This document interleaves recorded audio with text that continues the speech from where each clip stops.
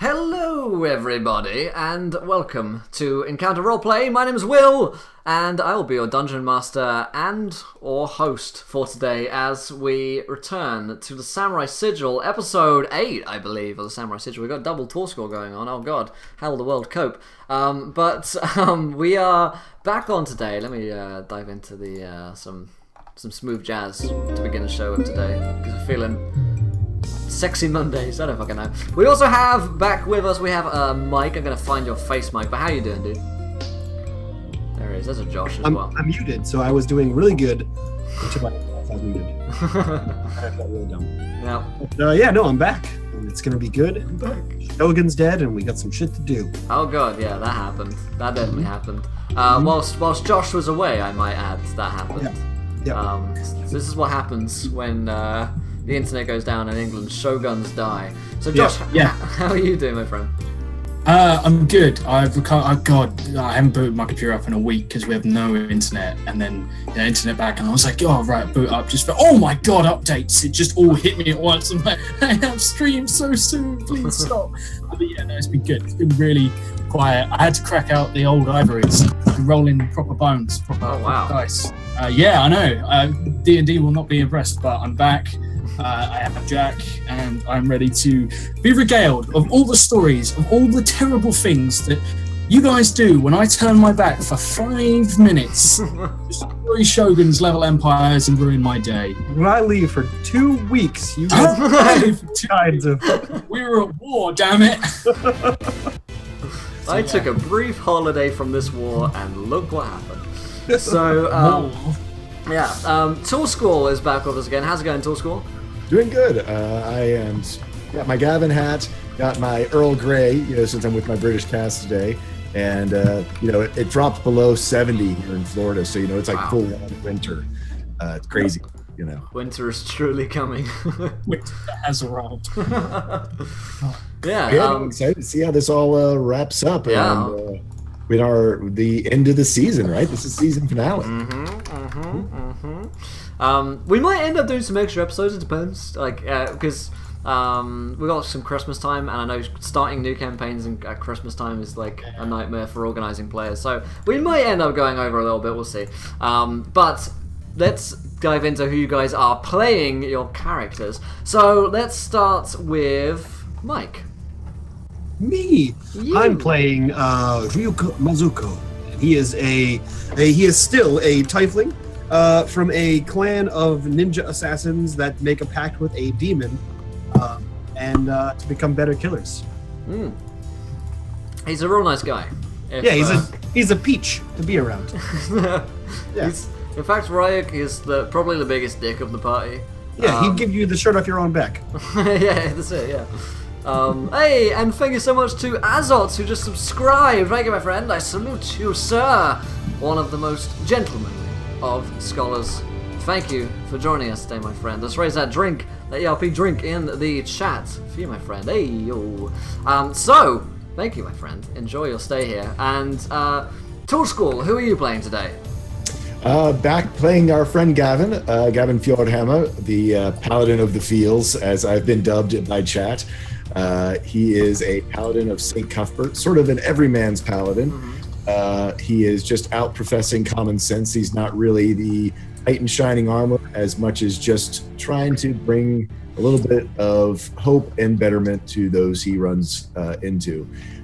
Due to happenstances and viewer decisions in past episodes, he is also dedicated to the Raven Queen because one of his hands was chopped off and then replaced with a necrotic hand dedicated to the Raven Queen. So he is still searching for balance. He has found some in his life, but it's still a bit of a struggle for him of balancing the common sense of St. Cuthbert and the neutrality and protection of death with the Raven Queen. Nice. Awesome stuff. And finally, Josh, who are you playing? I'm playing Shin Isao, who I like to think is the everyman of this party. He's the guy who is on your side, chat, and he too looks at the other two and just goes, What? What the fuck are you doing?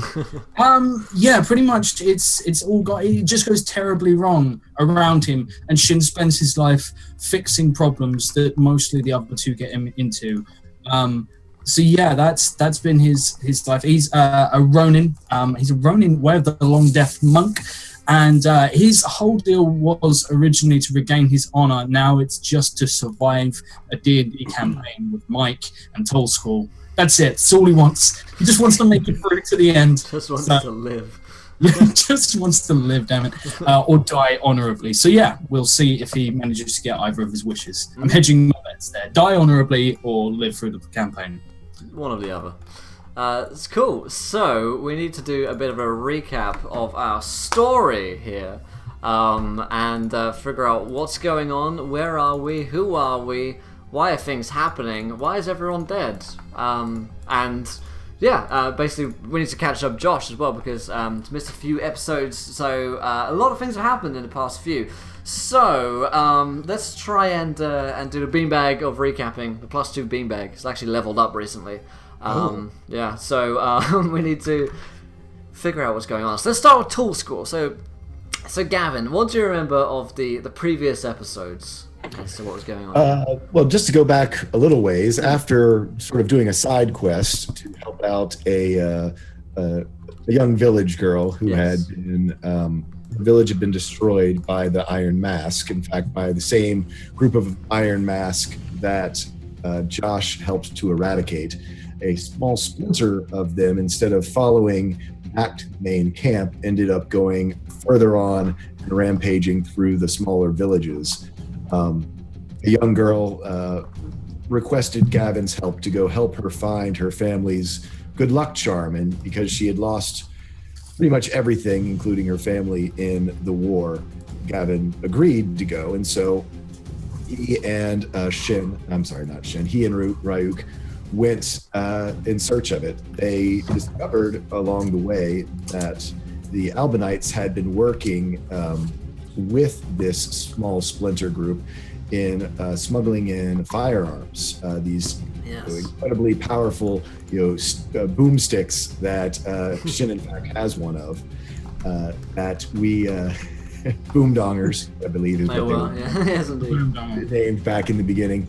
We followed them, tracked them down to a warehouse in one of the larger cities to the west, and because they weren't too versed in black powder, they quickly learned how volatile it can be when Gavin ignited it with a searing smite and basically blew the warehouse apart, protecting himself with a shield of faith and Agatha. So as he came skidding out of the warehouse on his back, sort of skipping across the stones, riding his giant frying pan, made it out of the warehouse alive, but none of the other this splinter group did. He was able to recover the little girls and the rest of the village's possessions, and while on a wagon ride home, even though he was somewhat injured, he crafted from a silver coin and his sacred flame a small bell to put around this little hat, good luck charm that she had, so he could help to inspire her and know that she could ring the bell for good luck whenever she needed it. That's right. At the as we move onward, we made it back to the main fortress, where I will throw it off to Ryuk. Yeah. So this is last episode when you guys were returning to the Iron Court. Well, I do say you missed two very important points. I was going to leave that to you because I figured you have such relish in describing it. Yeah. Well, you're from the previous quest, the side quest. You did have a run-in with a god of sorts. Yes. You changed your second hand, and now you have a werefox hand. And then I met a demon while we teleported. And the demon offered me to show me where the samurai sigil was, and the price would be that I have to kill Gavin. Yes. I then told Gavin, I have to kill you, and he said, what you must. You do you. Yeah. So then we got back to. Oh, it gets worse, Josh. Don't you? Don't worry. Yeah. So we got back to the castle. All of the generals are under attack from the towers of the castle. Yeah. We snuck in through the underground, met Jack Skellington again. Yeah. For the second time, Josh. It's no big deal. The second time. We snuck in. We spread rumors throughout several different factions inside the city that the Shogun was actually the one who was summoning the demons.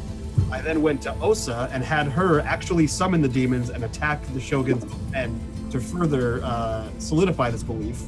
And then I transformed into a cloud and flew in to attack the Shogun while Tall Squall while Gavin and Condor. Yeah. They bashed in the front door, and we killed the Shogun with great relish. Yes. And I took his heart. Straight up murdered him. Yeah. Just Yes. Rest in peace, the Shogun. Yeah. So you murdered him and took his heart, and I think that was exactly where we left off at the end of the episode. Yeah. You guys were walking out into the courtyard to kind of meet. Gavin staggering out on his pretty much all but he's in bad shape because it seemed for some reason the Shogun only attacked Gavin and never attacked Ryuk. He was a ninja. I mean, He was a ninja, and I was hitting him with a giant hammer. Yeah. Yeah. So. Well, that and you had the sword too. You had the magic right, sword. and the sword designed by Azuma to help kill him. Yeah. That is also true. So It's not complicated at all, Josh. no, basically shit happened. You're now here. So I don't see what's confusing about this at all. So basically, yeah, we're letting the world burn. But in other news, let's think about the overarching kind of problem now. Is that there is a force of Albionites, around 40,000 strong, coming up into the mountains to take you guys out and to destroy you guys. You guys command the 10,000 of General Kitagawa's, who are loyal men to General Kitagawa, along with roughly 10,000 men within the Iron Court. However, you have just murdered their shogun. Now, sometimes when people get murdered, people get upset. I don't know if you've encountered this in real life before, but go ahead, Gavin. Let's not forget, though, that Azuma helped us to make it appear as though the Shogun was controlling the demons that had been. Okay, all right. Hold on. Attacking the soldiers. So we were hoping that deception, which Condor and the house staff spread that rumor before the attack on the Shogun. So hold on. So you've had like rumors through the house staff. You've had the imposing army. So it's going to be like one part Downton Abbey, one part the epic battle at the end of the Lord of the Rings. Well, we had like the house, dramatic Last Samurai. so we had the house staff spread rumors. Gavin went to Konda and had him spread rumors through his men, and then we had Yasuda of the Iron Mask spread rumors through all of her men. So at least the demons attacked, looking as though they were attacking from the Shogun. Yeah.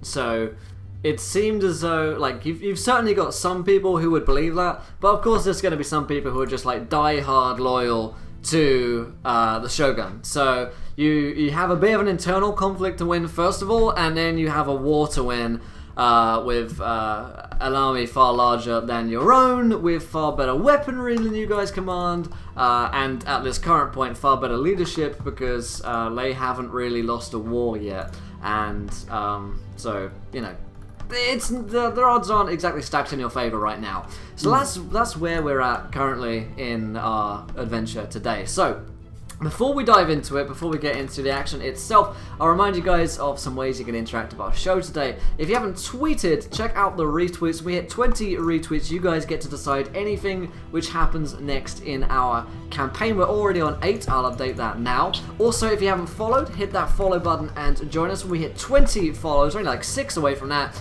you guys will get another viewer decision where you throw out your ideas into the chat. We get into a straw poll, and the most popular decision from that poll will happen. We're also here 5 nights a week, 10 shows a week, so you get plenty of value for your free click out of following us.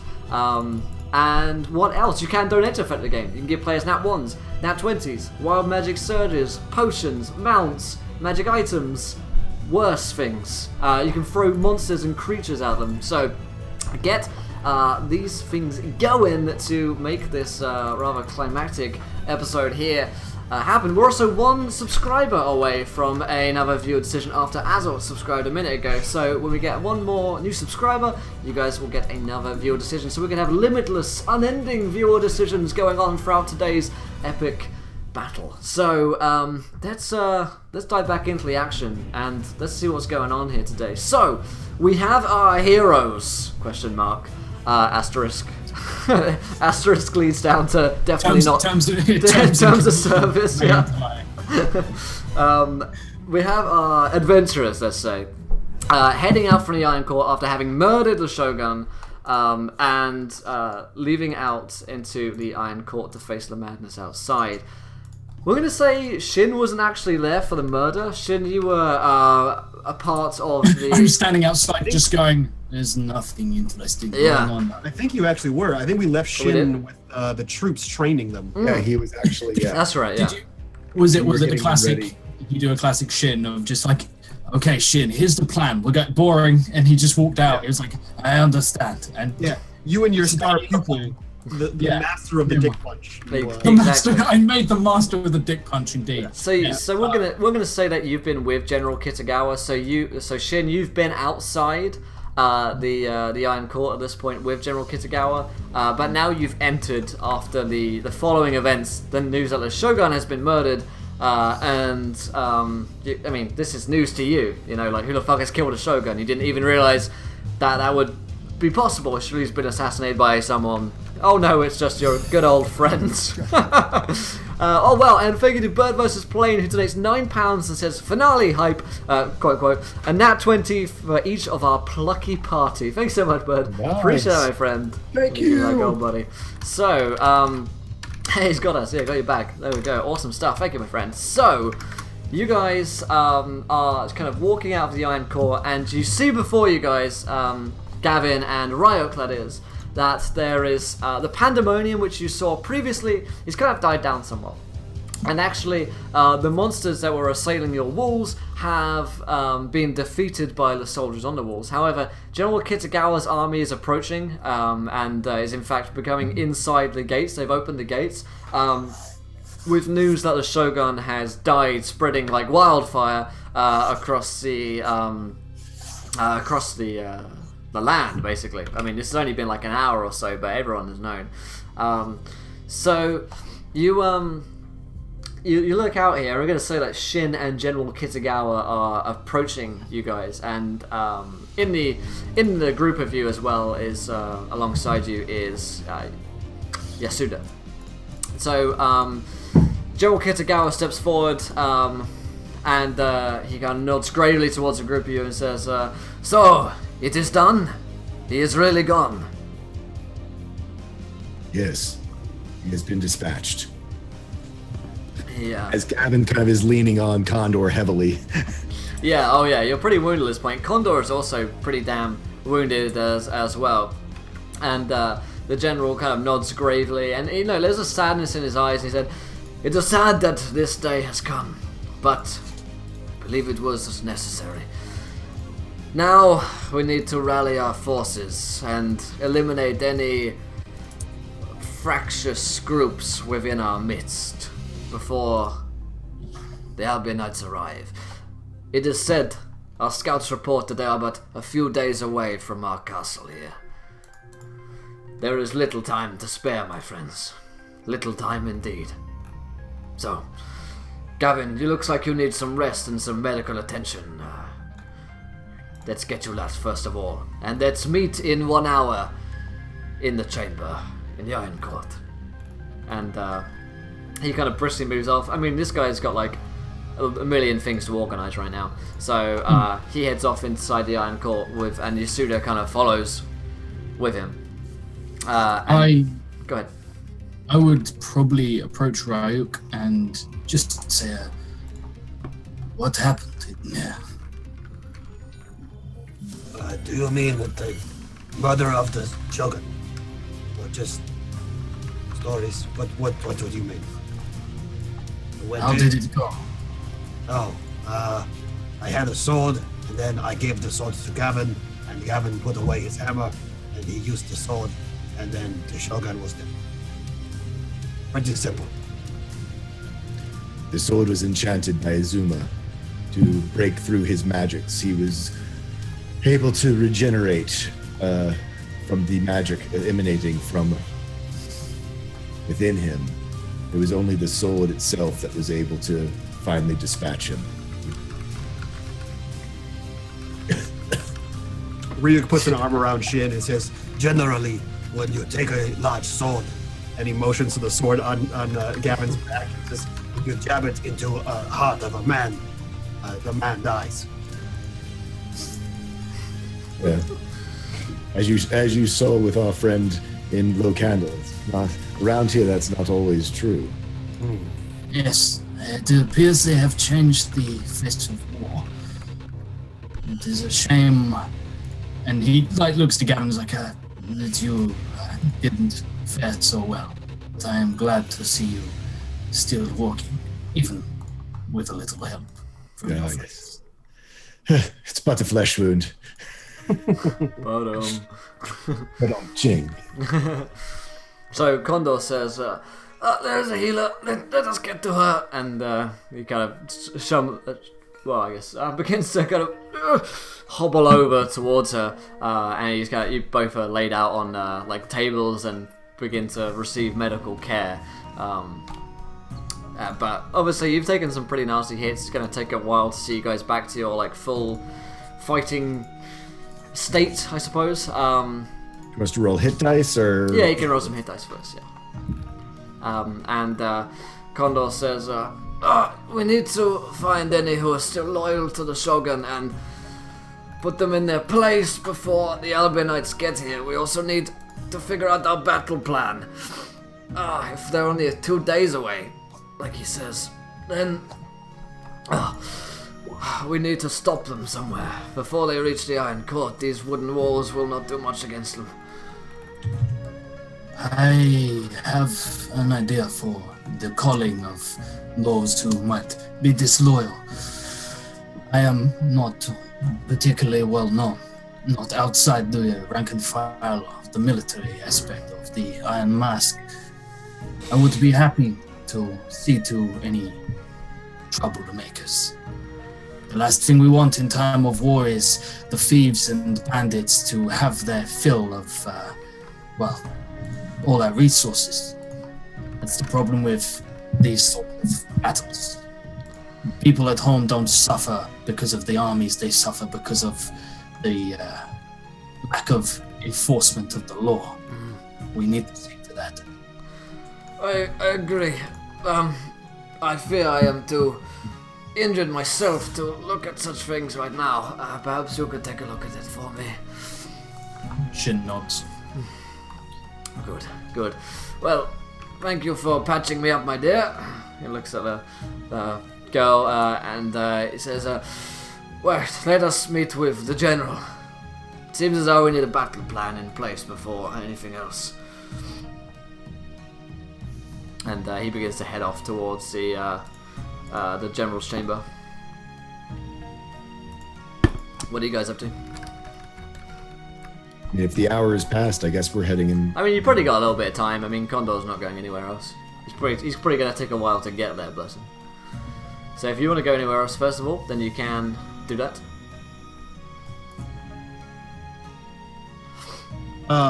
Yeah, I am muted. So I'm gonna go to Osa again. You're going to talk to Asa. Okay. Zuma.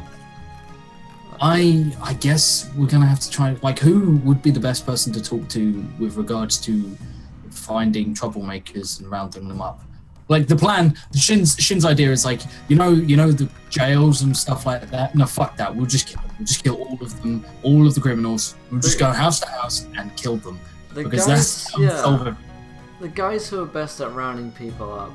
Probably the Iron Mask. I was gonna say, yeah, the people who follow you now, who used to be with Shinzatsu's gang, they follow you now. And they were the offensive arm of it. You're their leader now. Oh, oh God! Oh, Because you God. killed him. You killed him, so now you're the leader. That was the last thing I did though in the game, and then I've been off since then. So yeah, I didn't. So you've been training them. They're now your elite they're your elite brute squad. Exactly. I have that moment when you forget all about becoming the leader of the Gestapo, and it just sneaks up on you, and then boom.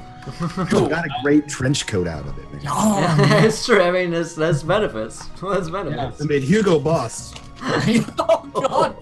No, right. We're not going. I am going to round up the boys, which boys. is Yeah, the affectionate term, sure. sociopathic murdering bastards. And I'm just going to say that I presume you all know one or two local contacts who can help us track down unsavory individuals. They nod, like in unison. Yeah. A couple of them look shifty, like yes, criminals. So we are going to go door to door and kill people because Nice. this is fuck it. There's probably the Shogun's been dead for like 20 minutes now. I reckon probably order will be restored in about 40 minutes. Give it about an hour, and maybe someone will have taken charge, like a regent or something. So we can just kill anyone we damn well please in those 40 minutes. Shin logic. Let's do this. All right, so Gavin is nowhere around any of this shit. yeah. So you go around and you find anyone who is kind of like any kind of like signs of like close loyalty or family ties to the Shogun. I mean, like he's got a lot of family. So are we talking about going here and finding cousins and like brothers potentially, or like nephews, and murdering family ties? We're going to say direct blood relatives to start with, and then can I roll an insight check for like to see how well we assess people? Because he's actually got quite a good insight. It's one thing that Shin can kind of do. He says, wondering if he's now going to nat one. I guarantee you I nat one. And I'm just like, it's like I killed them. Ooh, everyone. Everyone is dead. Now we can save them. We only can save the people. Look at that. All right. Well, what'd you roll? A 17, the perfect number. 17, the perfect number. Pretty damn good. Yeah. I mean, you're assessing as far as you can tell, and you haven't really done, like systematic murder of people like too much. This is more Ryuk's, bag of tricks right here. But it seems like, I mean, you go door to door, you murder the women, the children, the men folk, most importantly, are the ones to be murdered. You go door to door with this like samurai assassin squad, basically break down people's houses, burn them down, slaughter. Yeah, no, but like I do kill women and children too. I'm equal opportunist. Yeah, I'm not exactly. sexist. Yeah, I mean, it's not sexist. You kill them all. And as far as you can tell, I mean, you've probably eliminated, like 90% of the samurai, like the Shogun's infrastructure in terms of like family, relatives, and stuff like that. There's probably a few. I mean, by the time that you get around So like to all the the houses, outskirts, like people have just people heard have, and people have fucking run. left. Like some people are ready to. Like they've heard what's going on basically, and they're getting the fuck out of here. But you're pretty sure that like the directors are the ones that you get first. Just knock at the door. Hello, have you heard the good news? You are dead. You are dead. Wow. Yeah. So I guess I kind of come back. I want to accomplish as much of this as I can before the meeting. Like 40 minutes of just running fucking door to door, stab, stab, stab, stab, come back and just be like, cool. It's mostly done. Yeah. So, what does... I mean, Gavin, you know this is going on, like the whole Iron Well, Core. actually, I figure, I'm over getting healed, right? Because I need to use this time to actually. Oh, yeah. I mean, This is why I want and to get take it a done in rest. 40 minutes. And get my channel divinities back, most importantly. Sure. I mean, like, you're getting healed, but I mean, the Iron Core isn't a huge place, and people are running and screaming through the streets away from these hit squads that are going around to burn down houses. You see houses burning down. People are running. The medics hear about what's going on. They might have family members who are being hurt, or who are worried because they were previously like Shogun loyalists. And like the medic who was treating to, she's saying, "This is terrible. They're getting everyone who was related to the Shogun or or even loyal to him. So yeah, Gavin staggers to his feet, and am I able to see Shin leading this Gestapo? I mean, you don't see like Shin himself. He's sending out different squads. I mean, like he's covering a lot of area. He's been pretty efficient about it. But these are Shin's men. I mean, I grab the nearest one and go, "What are you doing? Who gave you this order?" I'll give you the exact marching orders that Shin gives is you go to anyone who is direct blood relatives of the Shogun they die. But anyone who is loyal to the Shogun is given triple choice, and if they even fucking hesitate to respect the new chain of command that is about to defend their fucking city, they die. I have time. I'm on a time limit here. You gave me an hour. I will kill many, many people. Shin is not a man of much conscience. Yeah, there were about 100 Iron Mask, so they break into groups. But the guy relays that exact order after he thanks Jarek for following. Welcome to the event, my friend. You're a gentleman and a scholar. This guy called Jarek just joins the Iron Mask. I can kill people too. Stab. But yeah, the guy says he relates those exact orders to you, and he says Shin was the one who gave our orders. I go now and I go in search of Shin. All right. Shin probably is having to coordinate all this, so yeah. You can probably find him. I'm fine with him finding me. Do I need to do an investigation to try to find him? No, if Josh's fine with him being found, then you are found. Yeah. I'm not hiding from you. So I go, what are you doing? This is not serving any purpose. Some of these are innocents that you're killing. Yes.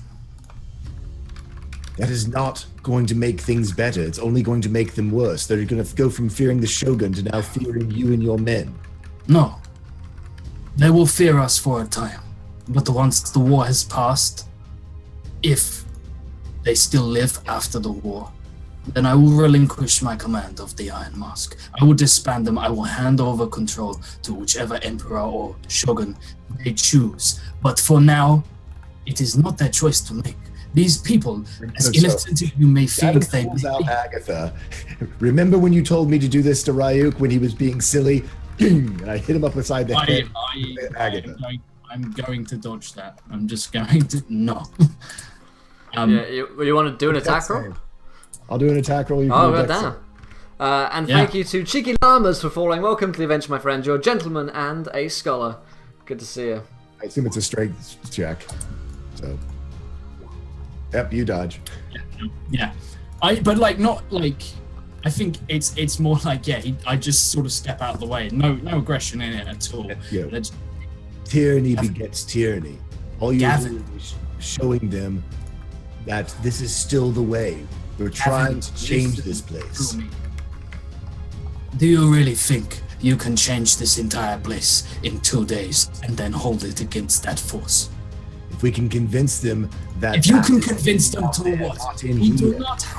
We do not have the arms to arm them and send out a peasant militia to die in a firing squad. These are soldiers here. You're killing families of soldiers. You're killing women and children. I am killing those who may sow discontent because I tell you this. In a war, the first people to break always take others with them.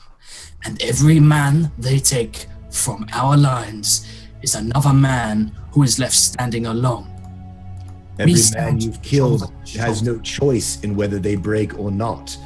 You've left them dead. This was all about getting the most soldiers possible. No, this was about getting the most amount of men we could to fight to the death. What does killing a woman or a child do to help this? If they are disloyal, then this is not the world for them. Then why are you not dead yourself? Were you not deemed disloyal yourself and without honor, yet here you stand? Shin draws his sword and just hands it to you. If you really believe right now that I do not possess the common sense to understand that I too deserve the same fate that they receive, then take my life. The only reason I do not take my own is simple, because there is still a way for me to serve these people. And it comes at the cost of making the hard choices. If I do this, if I give the order, there is no dishonor on these men. There is no dishonor on you. All of this blood runs to my feet. And at the end of it all, if I have not found a way to regain my honor, if I have found no redemption, then I will take all of that dishonor to the grave with me. Don't sully your hands, he says without any trace of irony to that comment. To lose honor is one thing. To lose your soul is quite another. What you're doing now is soulless. And I walk away. Alright. Shin just turns to like the guy who's like standing there like, so is it on? I'm like, oh, it's still on. Kill them. Shin, like, no remorse whatsoever, no pity, no mercy. This is the way we are going to get things done. Cool. So, around an hour has passed, and it's time to meet General Kitagawa in the war chamber, where once the Shogun lived and was. And his body has hence been removed from this place, and so there's still some like blood on the floor, but it's mostly been like swept up by people. So there's not so much trace of where he once was. You know, his body isn't still there, for instance. And thank you to Jed Westfall for falling. Welcome to the adventure, my friend. You're a gentleman and a scholar. Yeah, the music worked like perfectly with Shin's speech. That was good. So you meet General Kitagawa back. He's a big, like plated guy, and Konda's there as well, still clutching at his wound. And the other generals are there also around this kind of circular war table, in which is laid out a map of the area. And so General Kitagawa says, "Welcome, my friends. Welcome. Please, come with us. Stand here and we must deliberate on our plans for the war. How has the effort gone in reducing our enemies, Shin?"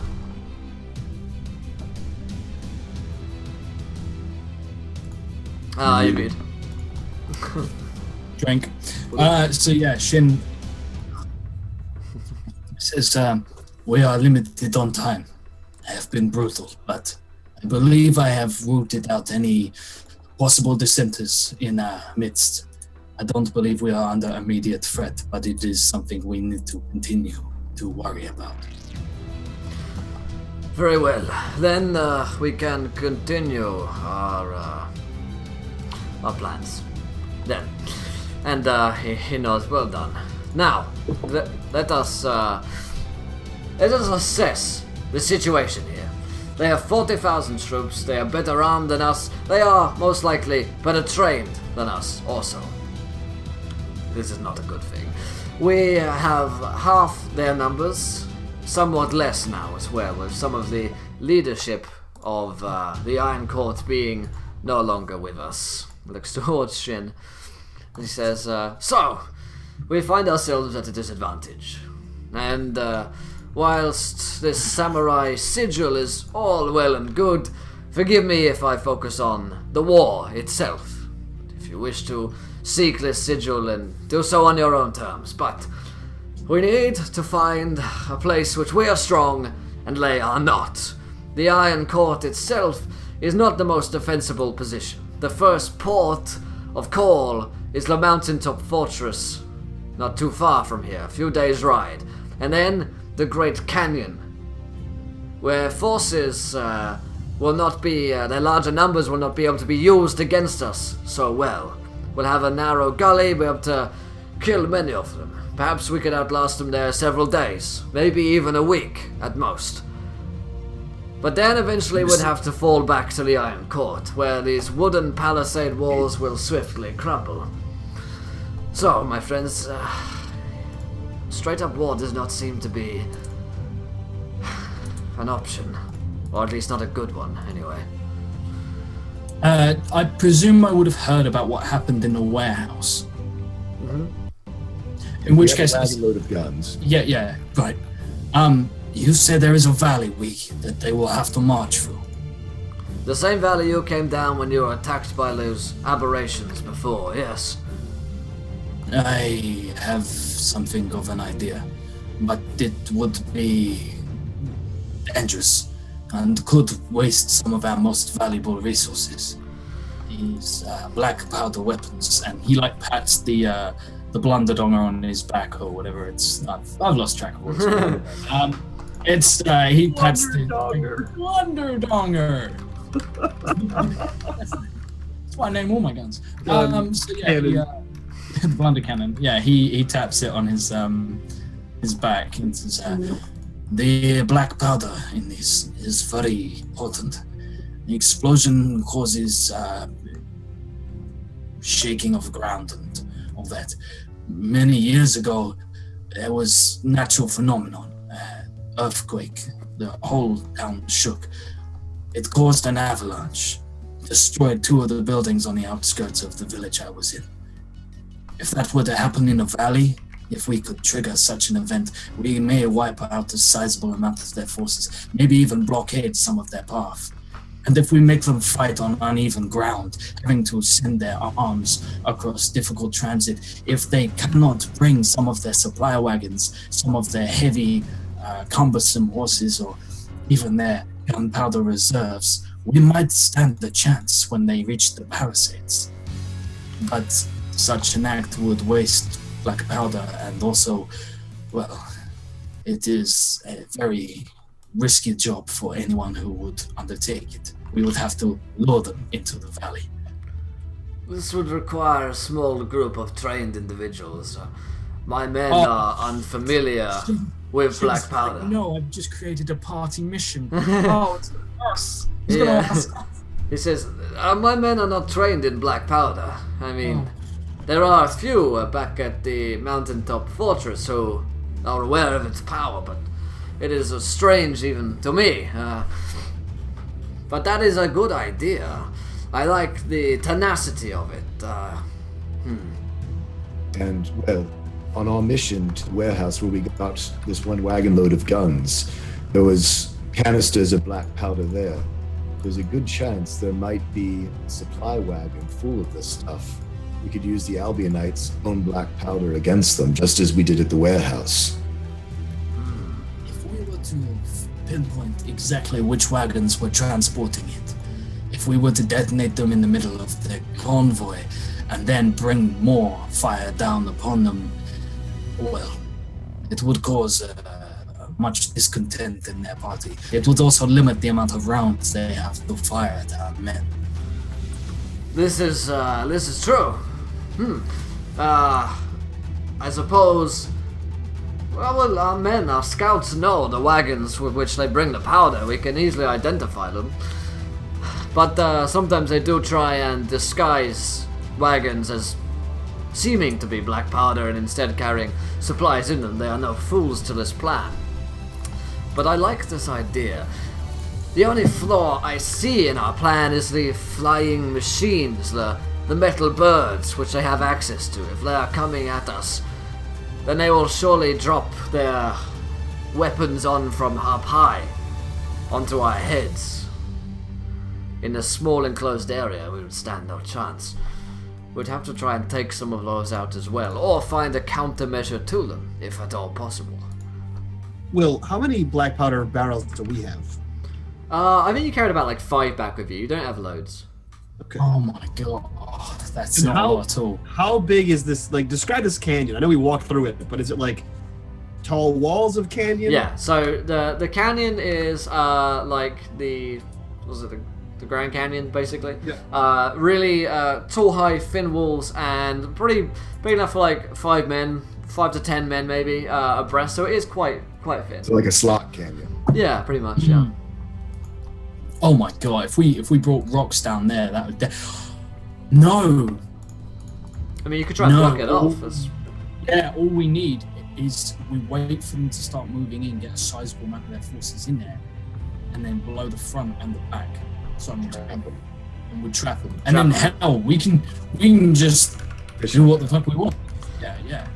I guess. Yeah. To be honest, but if if you want to use fish, that's if you know some tricks, old school, that you're not telling us. The general says the only thing of that is if they have the black powder with them, they could potentially blow their way out.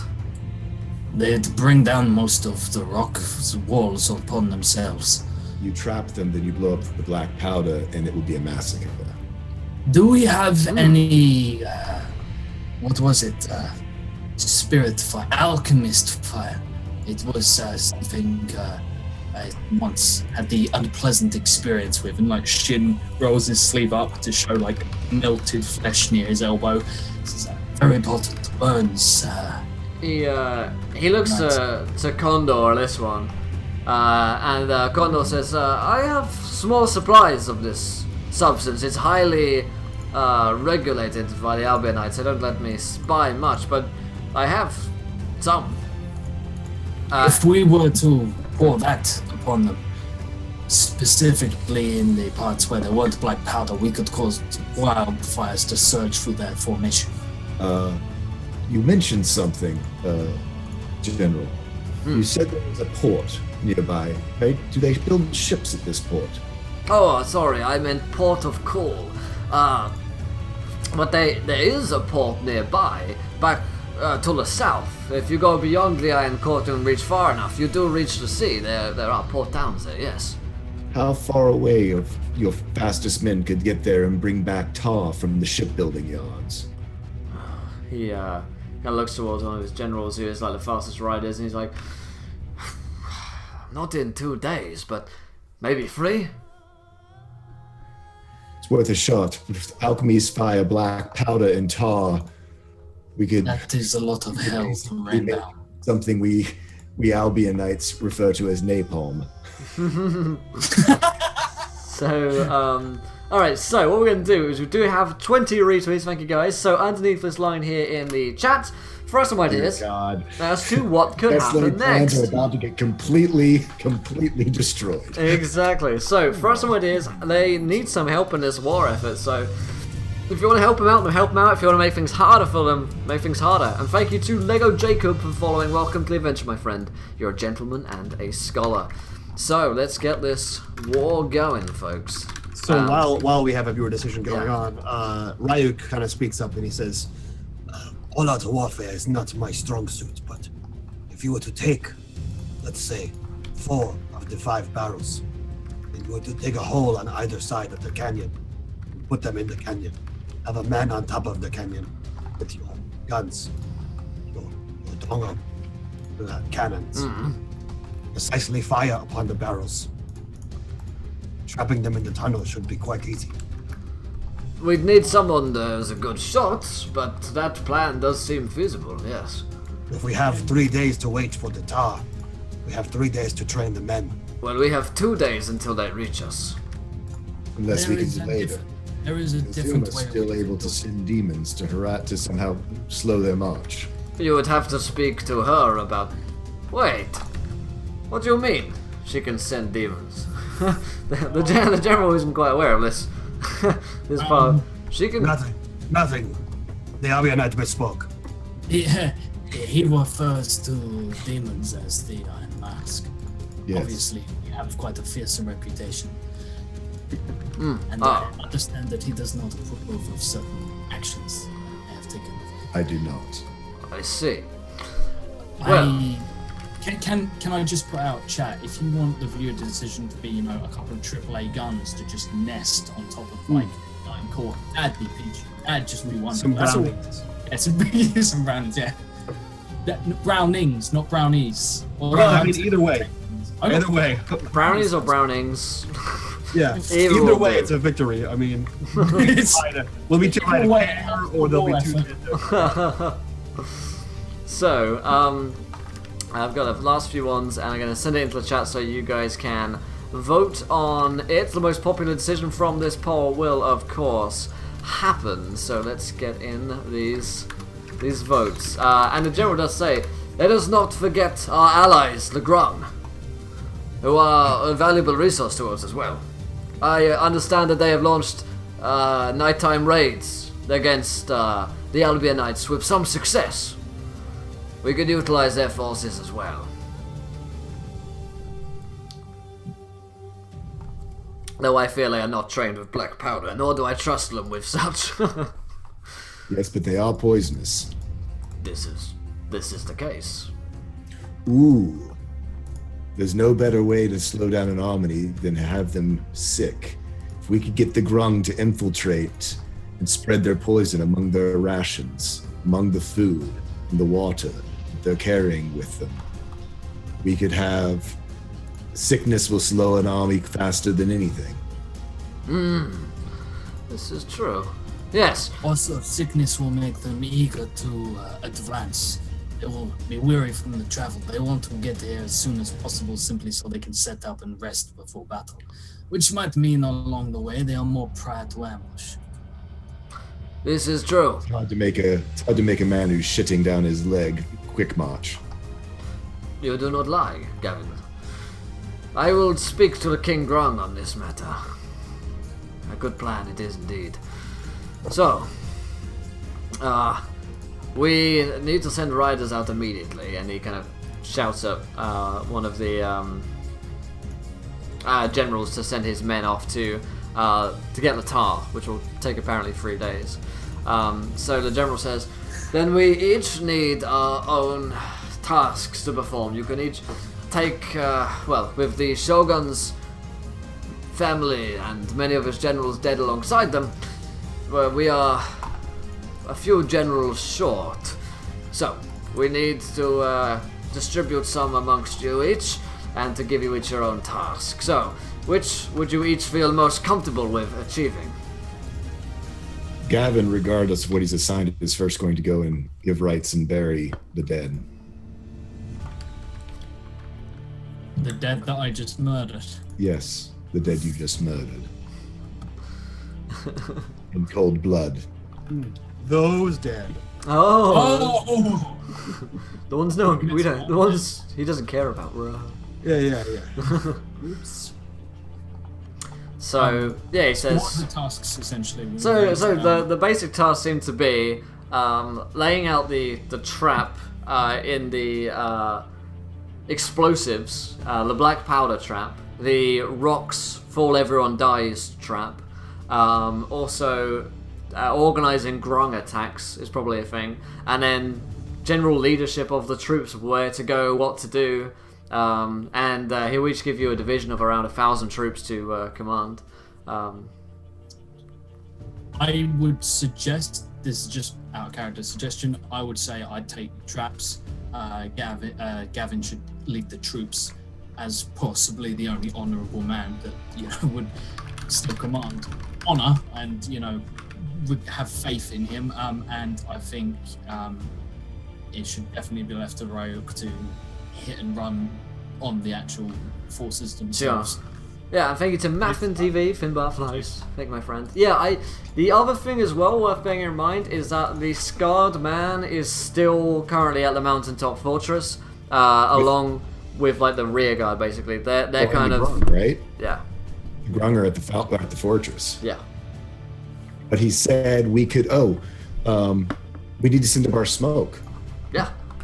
He gave us smoke signals to let him know whether the Iron Court was friendly or whether we were unable to take the Iron Court. So Gavin will throw I believe was it blue? Blue was good, red was bad? Yeah. Green. Maybe it was green. It was green and red when we kept it easy. Go and stop. Sure. So you send up a weird purple. He's like, of powder onto the bonfire that actually he go first before we get to our duties. Gavin does go around. Duty. Sorry. I said duty. Goes around with a heavy heart, and this is when Hand of the Raven Queen comes in handy. He goes and places the Raven Queen hand down on each of the bodies and does a slight prayer to have them find peace as they pass over and be protected by the Raven Queen as they go to wherever their soul is destined for. And as he touches each one, there's that slight black glow and almost a little bit of a cry of a raven as each hand on these, what did you say, 100 or so people Yeah. that he's going around. What's the number? I forget. I mean, like Shin had around 100 men. So he's the 100 men. How many did he kill? Yeah, though? the body count is probably in the hundreds. Would you? Shin is actually going to offer you some help, which probably is going to feel like salt in the wounds. But the way he sees it is, he needs you doing stuff, not this. This is just Shin. Like Shin won't openly say this, but Shin's just like, you're wasting time. So Shin is going to offer you help because he knows he can't dissuade you, so he'd rather get it done faster. How do you react to that? You've done quite enough already, and he sends you away. If we brought the bodies to a local area where you could perform the rites, would that help? Do you really want to go rooting through burning buildings? You broke up. I'm sorry. Oh.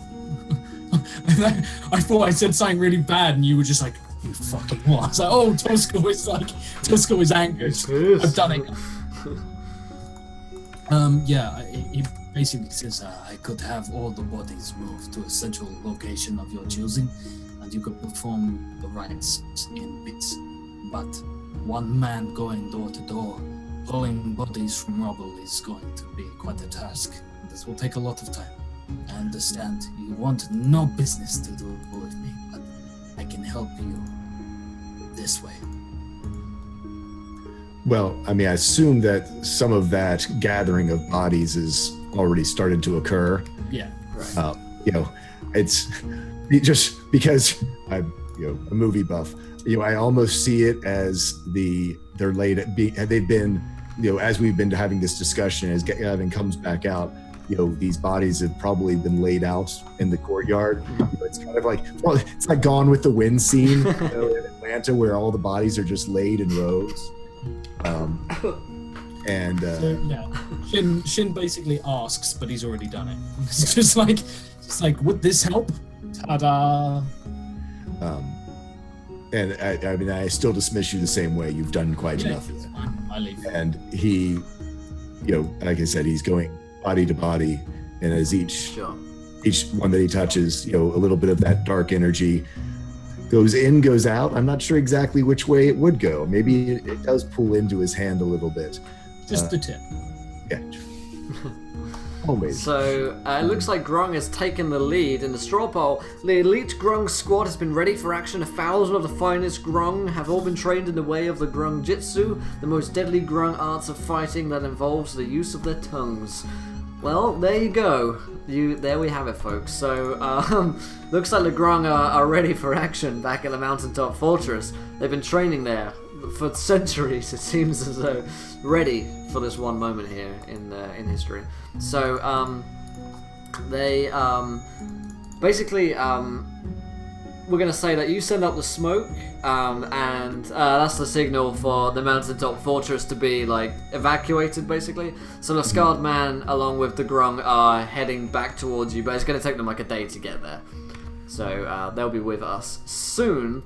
So what tasks are we performing in preparation for the oncoming battle here? You've got traps to lay, you've got skirmishes and ambushes to prepare.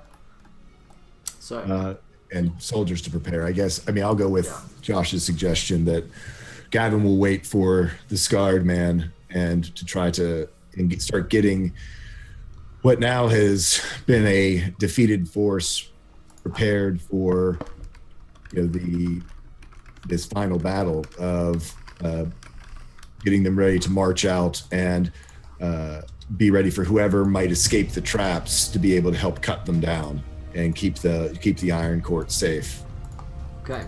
So evacuating any villages, any civilians from the surrounding area who might be in harm's way back to the Iron Court as a last place of refuge. In fact, I'll get with my buddy Jack Skellington to see if hello, my lord. Make room in the catacombs as sort of like a shelter, that sort of Helm's Deep shelter. Right, yeah. Get the women and children out. Yes. All right, sure, yeah. Jack, I don't know if there's much space down here, my lord. And Start moving some of these sarcophagus around. Oh, yes, Governor. Seeing as you killed the Shogun and all that, I guess you're the one to take my head off now, right? Not me. He might watch out for Shin, though. Oh, yeah, he's been killing all the people, isn't he? Oh. Oh, dear. And he frets and he worries, and eventually he does things. So, basically... can I do a quick investigation check just for giggles? Sure. Okay, never mind.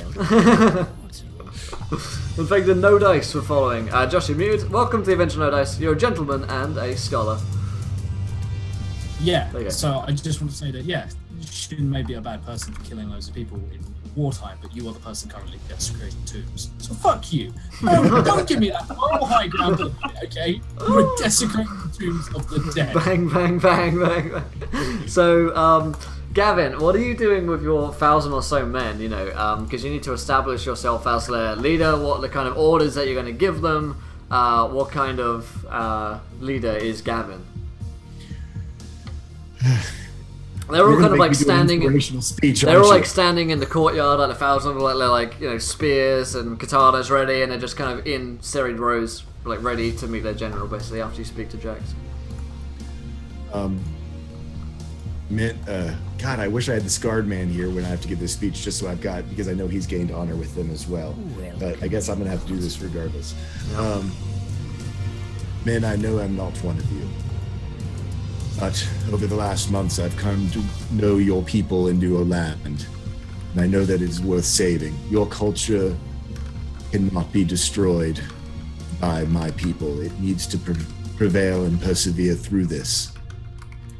It is now your task to protect this land and these people so that it may live on. While you may perish in this fight today, know that your sacrifice is not in vain. It is for you to ensure the heritage and future of your people so that they may go forth and this great culture that you have built over the last 2,000 years will forever be here and a part of this world.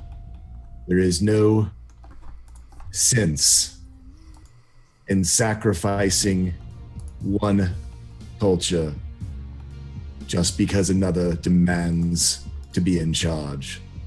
It is here where we fight. It is here where we stand. It is here where we preserve your future and your history so that all generations from here on out will know the pride of your people and live on in honor.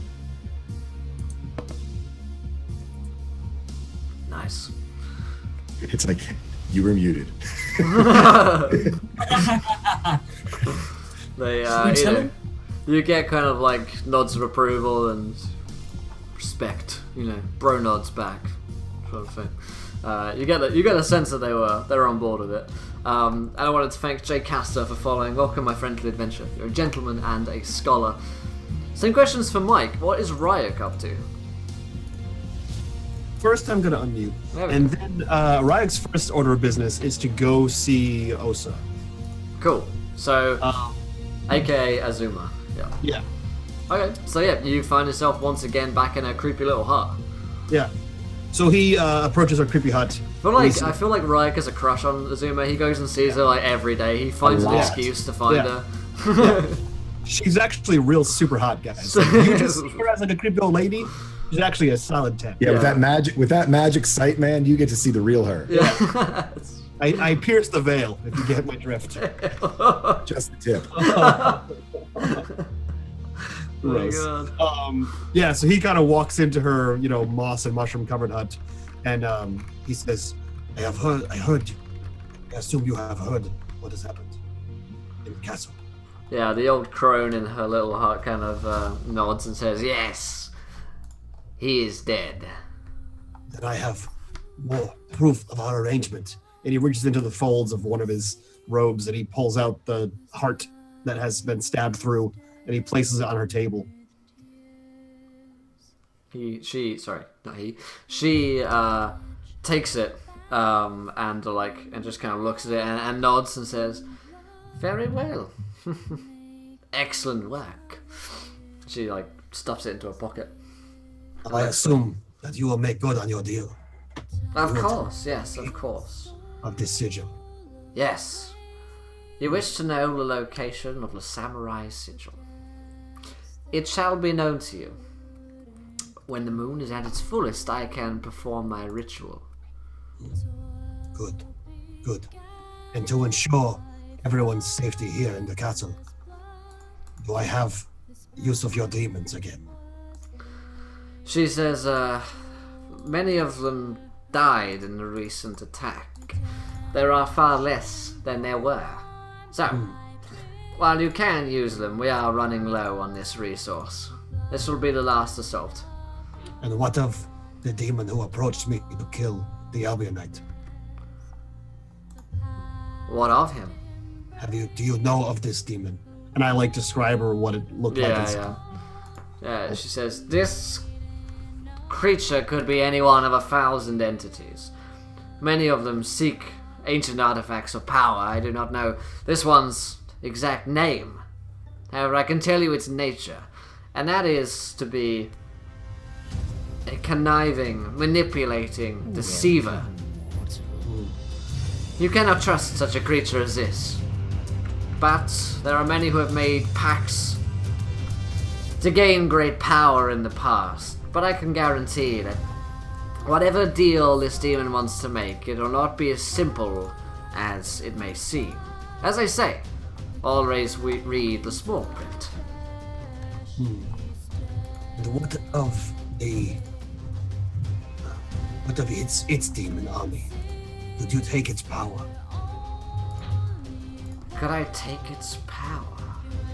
I would have to confront it directly, which would mean performing a ritual upon you, exorcising the demon, releasing it into our world, and then defeating it. It would be no easy task, for a being such as this is surely as ancient and powerful as anything to walk our earth, but I could do it, yes. Perhaps this is best left until after we deal with the Albionite incursion. Oh, on the contrary, I say if we are going to do it tonight. I mean, you'd rather want me on side with that power, wouldn't you? That's true. Done. She nods. And thank you to the Witty Gent for following. Welcome to the adventure, my friend. You're a gentleman and a scholar. We're going to take number 2 from our straw poll, which is Cthulhu appears. And we've just found the way that Cthulhu is going to appear, guys. Which is summoning the demon. So, single-handedly destroy the campaign. That's fine. It's all good. So, oh yeah, I think you're muted, Tool School. Okay. But yes, she nods, and so let's ask you the question, I'll ask Gavin. What is the way in which you train your men? Do you say anything to them? You've got 1,000 men to speak to as well. Oh, I thought you said you were asking Gavin. Yeah, so he's gonna be taking the skirmish option. So he's going to basically take his men. He doesn't have time for speeches, nor does he care about the well-being of these people. But he is going to be taking his men down the path and looking for, basically, cuts in the canyon, places that they can hide in the trees coming up the mountain. Basically, any ambush points where they can pop up, a handful of guys, fire some arrows, and pop back down. Sort of some Vietnam tactics, some guerrilla warfare tactics that these noble men are not familiar with. Yes, yeah, they'd probably see us as rather dishonorable, actually. Yeah. He doesn't seem to care at all. Yeah. but sir, no, do it. Okay. So, all right, cool. So, Shin. Tell us what are you getting up to in the days leading up to the battle here? Well, this this is the question that I do need to sort of ask everyone before. How many kegs of black powder are we devoting to this trap? Yeah, how many kegs to the trap there? I mean, well, we have what, three guns plus a case of guns. So let's say that. How big is a keg and how many shots will we get from it? Sorry, say that again? How big is the keg and how many shots will we get from it? The keg itself is like an ale keg, basically. So you picture it being kind of, I don't know, yay big? It's difficult to show on the camera. So it's pretty big. So it's barrel size. Yeah, it's barrels. It's not just a Yeah. small little. Not a little thing. It's it's like a barrel. It's not a Heineken thing. It's one of the big. It's like an actual real keg. Yeah. Right. All right. I would suggest keep one barrel back for the guns. They are something we need, but we also don't have many people who can shoot them effectively. So I'd save it from the people who actually know what they're doing. So use them, and then just take 2 barrels. I'd say one to block their continued path through the gully, one at the back of the gully. No, 2 at the front, 1 at the back, and then 1 just straight into the middle on something that looks important. Okay. Sure That's thing. an idea. Anyone have a problem with that? Maybe the Sweet now. Sonderer of Murder hobo does. Welcome, my friend, to the adventure. You're a gentleman and a scholar. So you've got your 1,000 men. So you've been doing this, and it comes, the day before the battle. What does Shin say to them? Because I mean, you actually sense a fair amount of resentment from some of these guys. Like, you might have killed family members or relatives or friends of friends. You've got a reputation, Yeah, he's got a reputation. None of it's good. Shin will sort of stand before the men and address them and say, I understand there is much discontent amongst you, mostly with regards to me. I cannot say I do not deserve such repulsion, but I am an honest man, and I will not lie to you. Do not take the actions that I committed lightly. There will be a day when I face all of my pain. The Albionites would call them sins. But that cannot be this day. We are the privileged few who have the ability to stand and fight the freedom of this land. We stand against tyranny. We stand holding in our hearts our culture. I am fighting to preserve our culture, but that comes at a cost for me.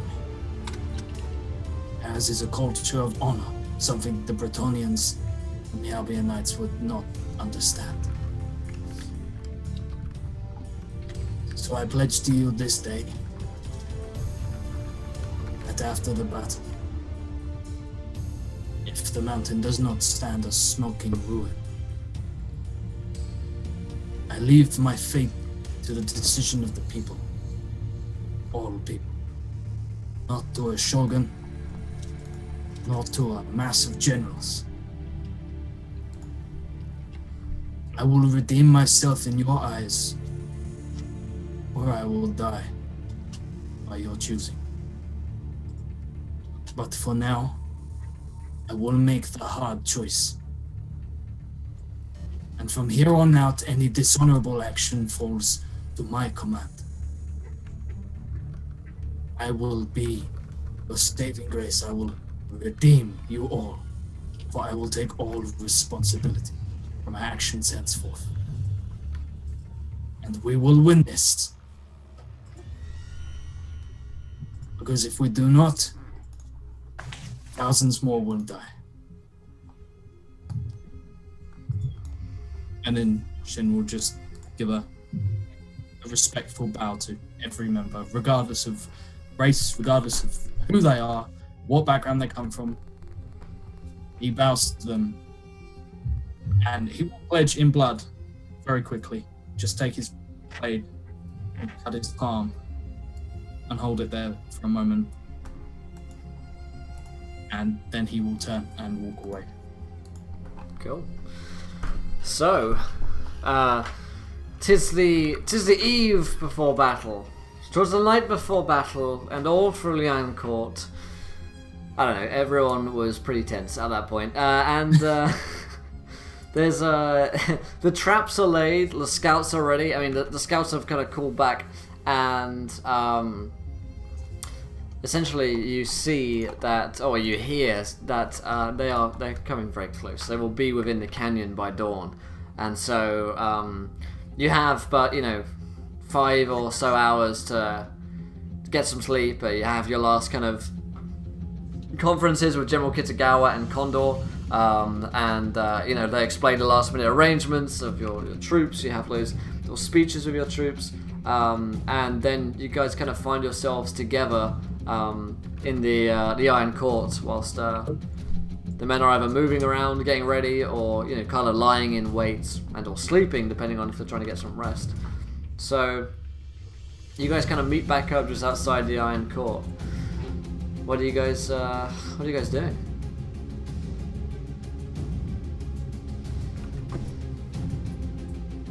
I mean, also Ryek does have a demon to exercise.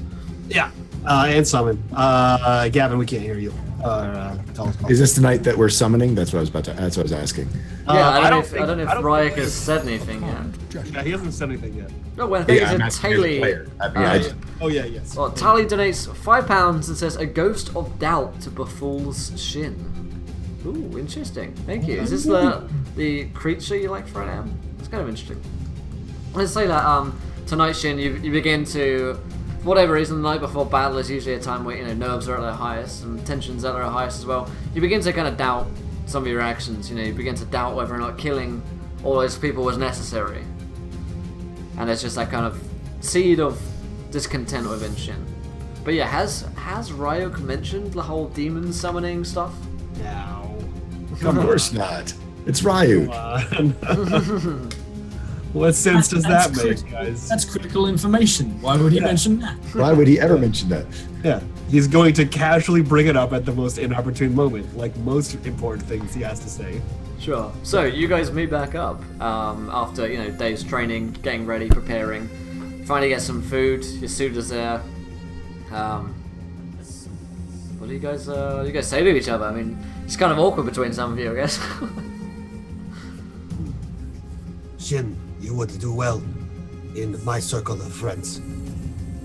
It was great work today, I saw. No coin in it, but still, well done. I look right straight in the eyes and I say, there is a great deal of injustice in this world. How so many of those people had to die just so we could hold this defense, and yet men like you are allowed to walk free amongst honor. With coin in my pocket. Indeed. Like, no fucks given. It's just like, you should be dead. They all should be alive. Yes, this is Welcome true. to my world for like the last 3 episodes while you've been gone. No, Shin has hated him from day one. Shin is just like, he's a dick. But then Shin became like him.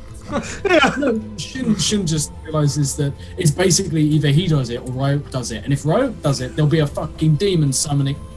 Oh wait, no, never mind. He's got it. Every character has had that one moment where they just stepped over the line and they look at Ryuk and they're like, "Shut up." Yeah. Then he just looks over to Gavin. Odds. How was your day? Not easy. And I go back to cooking. Well, I spoke to Asa again. I gave her the heart of the Shogun. Why would you do such a thing? Oh yes, she is going to tell me where the samurai sigil is. I'm like midway through doing something, and I'm no longer doing that because that's some fucking information. And we have use of her demons in the night. Tonight. And she's summoning a demon as well.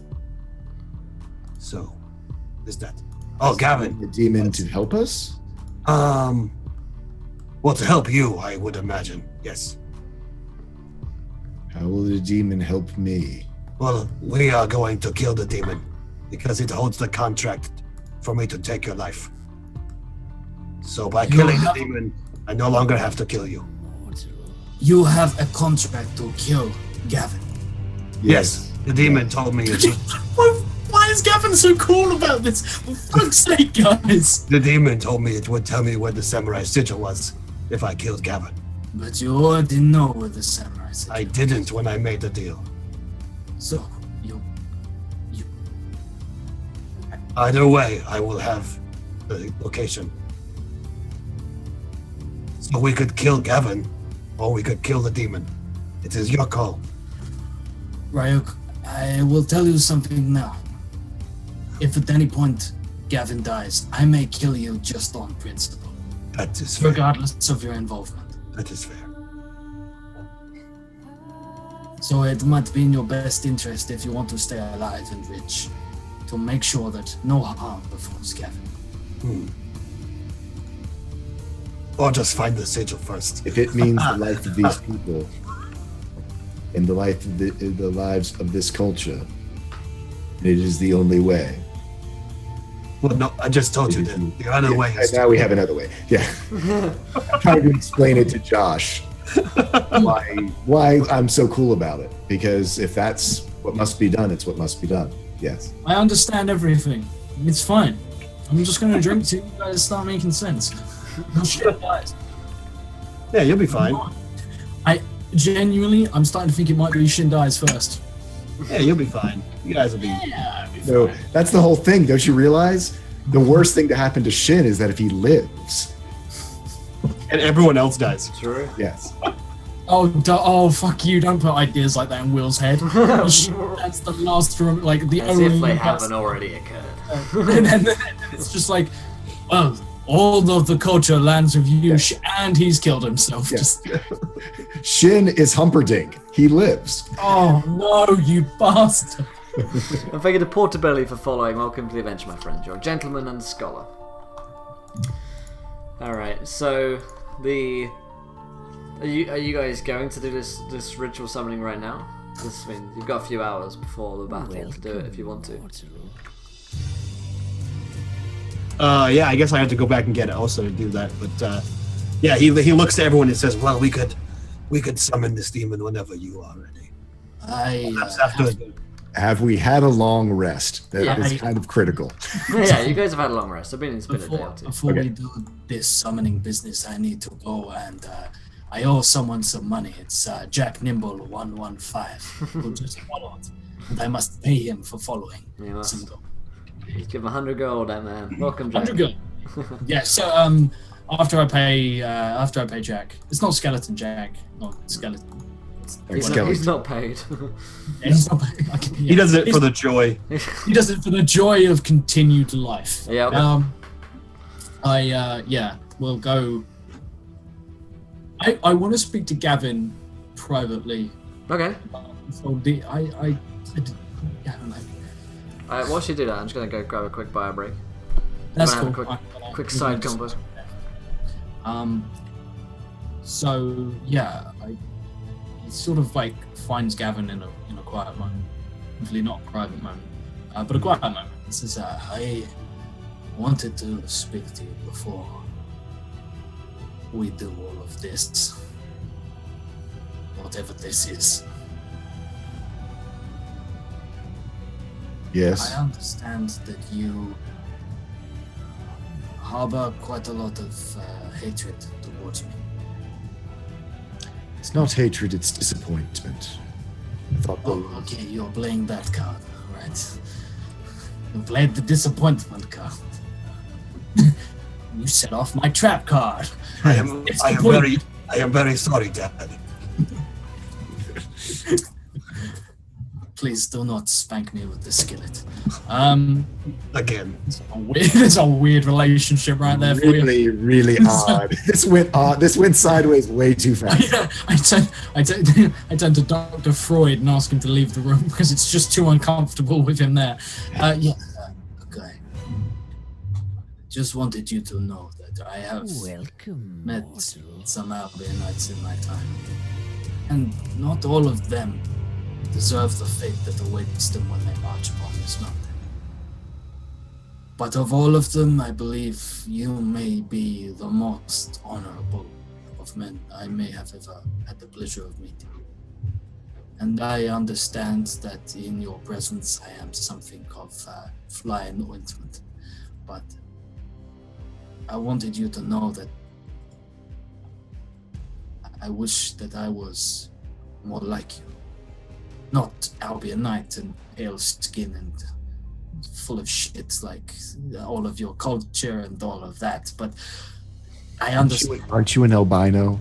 Shut the fuck up, I completely forgot that. Oh my god, like, yeah. Pale skin, freak, albino, white eyes, red eyes, yeah.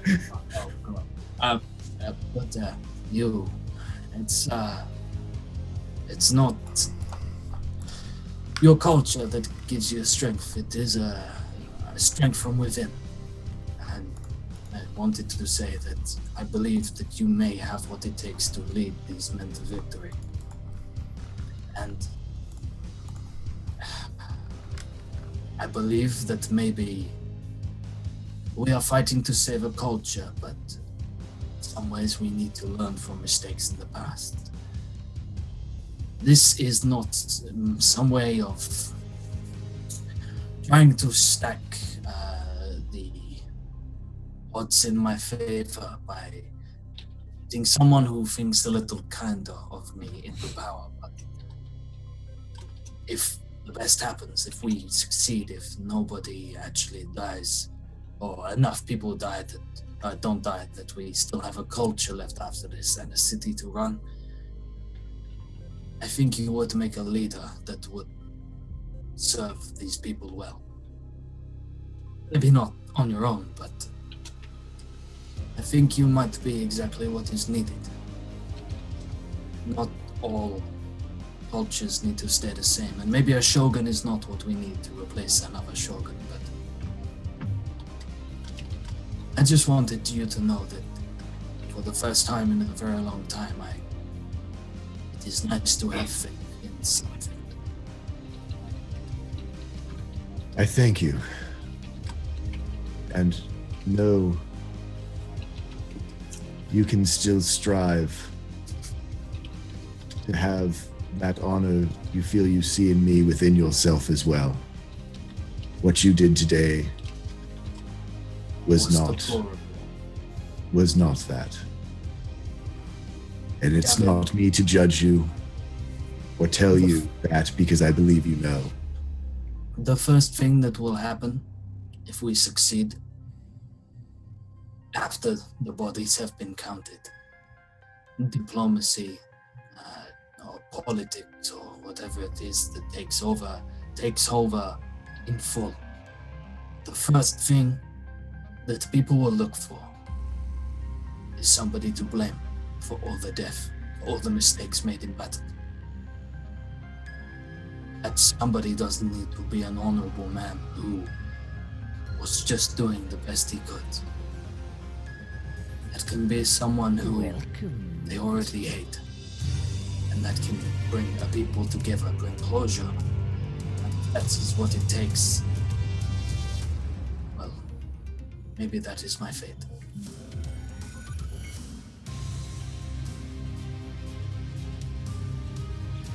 Gavin just nods, but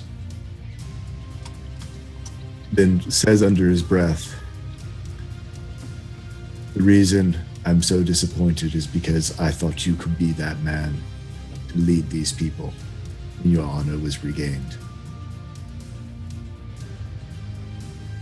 It is interesting to see where the path laid before our feet takes us. Sometimes it is the top of the mountain, and sometimes it is to the grave. But regardless of which, we each walk our own path, and we cannot hide from its destination. I don't believe that the Raven Queen is done with you.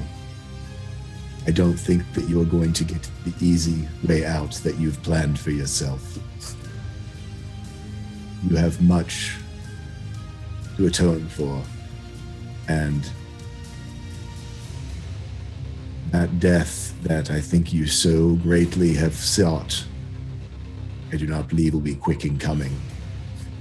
And not that I expected to do anything, but I do lay the Raven Queen hand on his shoulder as I walk by him and walk out of the room. Oh my god, seriously, guys, stop posting Lord of the Rings quotes. I will go off on one. Me and Will are the worst people for this. We will sit there and we will just go off on one for hours. Well, yeah, I was saying, I'm the most annoying person to watch Lord of the Rings with.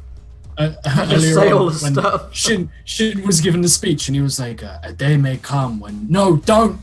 It's not the Black Gate! God, Take the heart of me. But it is not this day. It is not this day! This day we fight! I had that happen to me recently. Like, all my friends think I'm the most annoying person to watch any movie with because I have, like, a recall of all movies. And that's my superpower. You have total recall of all movies? I do, I have total. And then he came to a family dinner where we watched a movie afterwards, and then my whole family did it, and he's like, "Oh, you're all the fucking you're all terrible people." I was like, "Yeah, sorry, man. That's where I got it from." I wanted to thank Tussa TV and Flip Casper for following. The gentleman's got a sorry meeting. So let's Flip asked for a quick recap. It's the night before battle. These guys were with the samurai forces. There's much larger forces of Albionites attacking them tomorrow in the morning. However, Ryuk has a demon inside of him, which they're going to try and exorcise. And just happens to be Cthulhu. Just happens to be Cthulhu because you guys in chat decided that it would be in one of our viewer decisions. Great job, guys, by the way. And so, Mr. Anderson. And so, that's what's happening tonight. They're going to exorcise a demon, they're going to summon it, and then try and kill Cthulhu. So, you had that conversation. You guys go back. I guess you're going to go and find Azuma. Yeah, while they were having their heart-to-heart, sure. Ryuk would have gone to fetch also. The little tip-to-tip, yeah.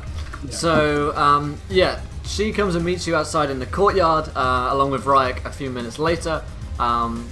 And she leads you guys off to a quieter area, essentially. And so there's a courtyard out back of the Iron Court, which Jack Skellington he has kind of arranged for you guys. Jack has been like, hopefully this will be alright, my lords. I don't think no one will hear you down here, so hopefully they don't take my heads off. And he skips back down underground somewhere from whence he came.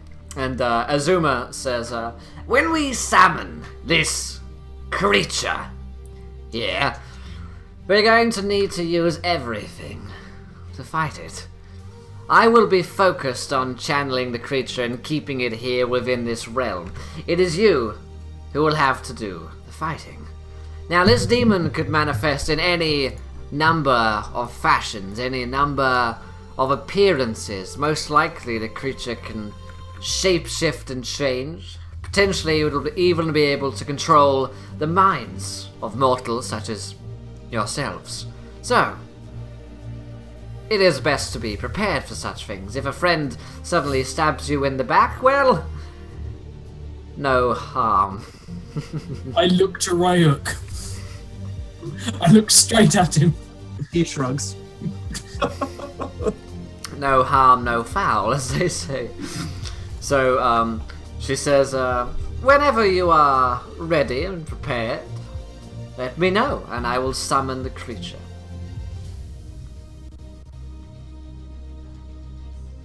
She kind of sits down in it. She's old, so she sits down in like a chair to wait for you. This is your time to back out.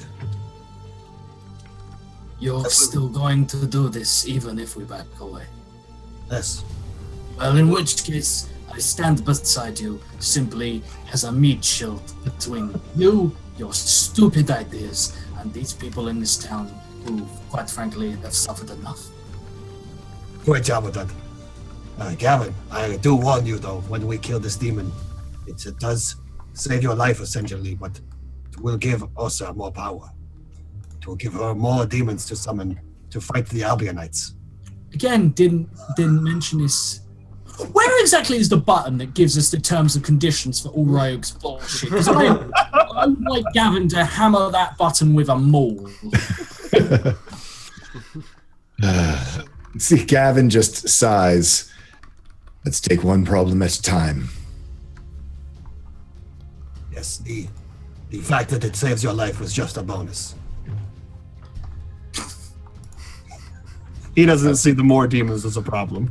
Nope, not a big deal, really, for Ryuk. It's just something which will happen, inevitably. Like, he's doing this because it gives her more demons. The fact that it saves your life is just like, oh, neat. It does a thing. That's cool. Yeah. I also don't have to kill Gavin now. Cool. It's a free gift when you join the Cthulhu fan club. Save one friend. Right. It's the Black Friday deal. It's the Cyber Monday deal of Cthulhu. Get a free Gavin every time you summon me. Yeah. There you go. I would kill to read that small print right there underneath. Yeah, someone could get a free Gavin. Terms and conditions may apply. Fuck my life. We do not guarantee the state in which you will receive the Gavin. Killing your party never seems so good. That's right. So as prep before this starts, I am going. Oh, you know what? Gosh, at level 3, I don't think I have it yet. Immune disease. Yeah, no, I don't. So, I'm going to go ahead and before we start, cast protection from evil on myself, and save the other ones for in case the other guys get possessed. Cool. All right. So, anything else we need to do in prep? I think we're good. Alright. Okay. Alright then. So, and I'm just writing down initiatives. If you guys could all roll initiative, because you're going to need to in a minute here anyway. Yeah. Really? Nah, I mean, we'll see, won't we? We'll see. Yeah. We're gonna talk it out. Let's just have a little chit chat, you know? Let's see. Roll one. Solid rolls. Oh. Oh, okay, yeah. Hey, natural one for Natural one RD. with Cthulhu, okay. Well, He was sleeping, you know. waking up today, yeah. So, share number 23. This will save time before we get into things. Ryuk on a 21, Gavin on a 7. Cool. Perfect. So, before we dive into this combat here, I'm going to remind you folks in chat of a few ways that you can help or hinder the party at this current point in time. Currently, we are just 5 followers away from another viewer decision, where you can follow us to make that happen. You guys are going to get to decide anything which happens next in our story. Also, if you haven't tweeted, there are tweets there, and when we hit 30 retweets, another viewer decision will happen where you get to change the course of the game. You guys summoned Cthulhu, maybe you can help them fight him, who knows. You can of course donate to affect the game, give players nat 1s, nat 20s, wild magic surges, and worse, creatures such as Cthulhu as well. And if you haven't checked out The Dragon's Blade, The Reborn King on I was going to say Kickstarter, on Amazon in fact. It's a fast-paced epic fantasy about a 60-year-old dragon prince who's reborn and raised by humans instead, and the basic hook of the story is that dragons have taken on human form and they're kind of like Captain Americas, which I like. So check that out on Amazon there. They are sponsors for this week, and let's dive into the action today. So we see Azuma, never gonna give you well. She begins singing. No, she begins to summon something from the abyss. Ryuk, she kind of like puts a crony old pruny hand on your forehead, and then moves it away, and you can sense this. You can see this like dark mist, kind of gooey mist actually, coming out from it is your. gooey. It's pretty gooey. You can attest. Yeah, he loves it. He's just like, oh, as she pulls out this dark mist coming forth from your body, and slowly but surely this mist forms in her hands, and she kind of projects it into an open space in the courtyard, and this mist begins pouring forth from her hands, and there's still a connection of the mist between like Ryuk to her to this creature, so it's kind of a freeway going on right now with Cthulhu, and God, get in there. With tentacles. Achievement unlocked. So, and so you see out of this mist, this dark creature begin to form, and this thing is huge, quite gigantic actually. As you see these slithering tentacles, many faceted eyeballs, hundreds of these eyes appearing all over this creature, as from its wet, scaly, almost chitinous or chitinous hide begins to form, and you see this long kind of web of tentacles sprawling out from a giant maw as this kind of rounded, alien-shaped, elongated head begins to form, and as this clearly holds a huge brain within. This thing is like gigantic, clearly very intelligent. His eyes are pitched kind of yellow with dark slits in them, almost like a cat almost. And the tentacles reach out for yards. I mean, this thing is huge. It's clearly got a lot of reach to it, and it just kind of like shudders and groans as it forms into existence, and each of you hear the kind of voice in your head that previously only Mike had heard. And why have you summoned me here? I would like to renegotiate the terms of our deal. Renegotiations are not on the table. That is a shame for you. Why? Because the option to renegotiate, or myself and my companions would have to kill you. Kill me? I cannot be killed. You idiots. So many people keep telling me that, and I keep killing them. I just want to point out, and I really should have clarified this beforehand, Gavin still has that fucking sword, right? Yeah. Yes. He has the sword. So it says, let us see then, shall we? And begins to kind of shudder towards you guys, hulking. Every step is a boom, boom. And the tentacles begin to reach out towards you. So, we have an initiative order here. Let's dive into the action, shall we? Let's see. And I also wanted to thank 4Leaf777 for following. Welcome to the adventure, my friend. You're a gentleman and a scholar. So,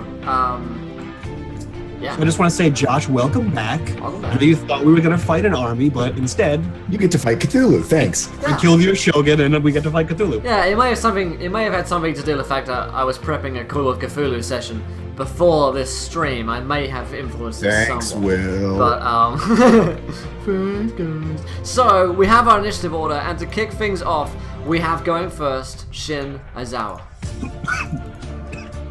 Shin wonders where it all went wrong. Very a few moments ago. No, this is not a new thing. This is something that has been going for quite a while. And he really should have seen that it could only lead to something horrible like Cthulhu. Most likely. I'm gonna say to die for glory. I might actually die with no glory at all. Oh goddamn. Okay, so I'm going to attack. I'm going to attack Cthulhu, which is not something I planned on saying tonight. Attack Cthulhu, you say? Yeah. Things never said on Encounter Roleplay before. I'm just going to attack a Cthulhu, guys. A Cthulhu. A Cthulhu. Just one of them. Just an just Cthulhu. A Cthulhu. What is Cthulhu? I mean, really. I'm about to find out. So I am going to attack Cthulhu. How big in like height-wise? How are we talking? Like 4 times my height, 3 times? My height? Probably about 4 to 5 times. 4 or 5 times my height. Fantastic. How many elephants? Probably about 2. 2 elephants. Yeah. What, like one on top of the other? Most, yeah. I mean, in height-wise only. You know. Yeah. Yeah, in height-wise only. Okay, right. I'm going to run up and try and I'm going to go for Where, like, on a humanoid, I would expect the genitalia to be, I'm going to attack Cthulhu right in the genitalia area. Right between two tentacles. Yeah, you see massive hairy tentacles down there. Massive hairy tentacles. I'm gonna go Massive, for the wet, massive hairy tentacle. It's the patented Shirasawa move. Yeah. Yeah, the patented Shirasawa move of kick him in the bollocks really, really hard. Now's a good time so- the ghost of confidence to come in. Yeah. Oh yeah. It's also like feeling slightly embarrassed. Yeah. Like that's quite that's quite a target to hit. I feel slightly meager and yeah. Inadequate, in fact. Inadequate. That's the word. For a 23 and a 19 to You hit. got up there and you thought it was going to be a lot smaller, just for show, and you realized it wasn't. Yeah. And then it starts to stiffen, and I'm like, gee. Each one of the tentacles starts to they spider out. Okay. It's aggressive. Oh my god. So, we are children, and 23 and a 19 are both hits. For 10 slashing to 20 slashing damage, and then I'm gonna burn a key point, funnily enough. Let's have it. For some unarmed strikes, I'm gonna flurry of blows for one. Oh god damn, 13 13 is not a hit. and a 22. 22 is a hit. And I would like this thing to make me. Die? I'd like it to die. I'd like it to die, but I'd like it to make a Constitution saving throw. Thank you very much. Alright, I shall do. 8. It is stunned unless it has any legendary action. No, we'll say stunned. As Will on the fly makes up stats for Cthulhu and Yeah, but I did just punch Cthulhu in the You dick. punched the and it doesn't dong. have I mean, that's true. no creature is immune to a dong punch. That's true. That's true. You did just punch him in the dick. Yeah, and Shin is renowned for the dick punch. Like, that's his one move. He taught the master of the dick punch. Yeah, That's all the monster. Literally. He's the master of the master of it's the. true. Yep. So Romeo, what stun does? What does your stun do? Stunned, it counts as incapacitated, so we hit at advantage, it can't make any attacks on it. It wastes its next turn. Okay, cool. So, Ryuk. Oh, good. So Ryuk has advantage on attack roll against anyone that hasn't taken a turn yet. And You have advantage anyway. Because he's well, that stunned. too. Yeah. Yeah, cool. So I'm gonna stab the shit out of him then, while he's stunned. Let me see here. So let's start with this one. Nope. I'm gonna keep going with the Ryuk special, where I get us into all the fights and And then no hit Don't any. hit a fucking thing. No. there we go. We got that There we one. go. Let's see. 20 is a hit. Okay. So let's see. You take that many damage plus a sneak attack. So 12 damage. Alright, Strong. 12 Yeah. damage. Off to a great start. And I believe, let me double check them real quick. I believe this is a. Oh, you do have your nat 20s, remember. And thank you to Taylor. Today's £5. A ghost of betrayal haunts and attacks Ryuk. Oh my Oh. god. So you're getting ghosted right here. It's just like the four horsemen. I have the horseman of doubt, you have the horseman of betrayal, and we have Death Boy over there with the creepy hand. Yep. So Ryuk, take 11 damage as something digs into your back from behind, and you kind of look behind you, and there's a ghost of one of your slain victims, someone you killed previously, with a dagger in your back. Oh. Ow. No. 11 damage is a lot. He's just a tiny rogue. Yep. Wow. Don't fuck with the ghosts. Yeah, he bellows out in pain. Nice. He gets stabbed in the back. So you did 12 damage. Anything else you do? That's it. That's all he can do. All right. Oh, I guess he's gonna, as a bonus action, he's gonna disengage. Get the hell out of there. Sure. Okay. Cool. It is Gavin's turn. So Gavin draws this giant black longsword that Azuma gave to him, just for aesthetic reasons, nothing quite yet. He's holding it two-handed, and so one edge of it is glowing golden from his St. Cuthbert hand. The other is eating off blackness and raven feathers from his Raven Queen hand. And he goes in to strike Cthulhu. He goes, "Go back from whence you came, you unholy monster, Cthulhu thing, tentacle, yuck." Sometimes Gavin's good, sometimes he's not so good. With advantage because he's stunned, long sword, a 27. 27 is a hit. And another 27. Also a hit. Let's make this guy. Yeah, let's go ahead and. So for 10 slashing and 13 slashing. 13 and 10 equals 23 last time I checked. Yes, it does. So 23 slashing damage. Excellent stuff. Nice. You cut off a tentacle, you kind of lop it off, and you hear horrible, grisly sounds coming from the creature. I didn't catch that. What was that? No, okay, good. Are you two-handing that sword? I am. It's a D10 rather than a D8. Okay. Yeah, I've got the D10. Okay, he's got a D10 on. Okay, cool. Just checking. Yeah, I've got a D10 on. The Cthulhu is going to use his legendary reaction to not be stunned, so he's going to do his shit. So let me lock that off. I don't have stats for a Cthulhu, but I do have stats for an Aboleth from 5e Menagerie Horrors of the Aboleth from Drive for RPG. So yeah, props to these guys. I will link it to them, seeing as I am using it. It's about £3. We got it on Drive for RPG a couple of weeks ago. So, and I've been meaning to use it for so long. So, this thing is going to do an thing. So, let's say, Shin, why don't you roll me a wisdom check, please? Ooh, okay, I can do that. You want to save this. Save this. That's not a save.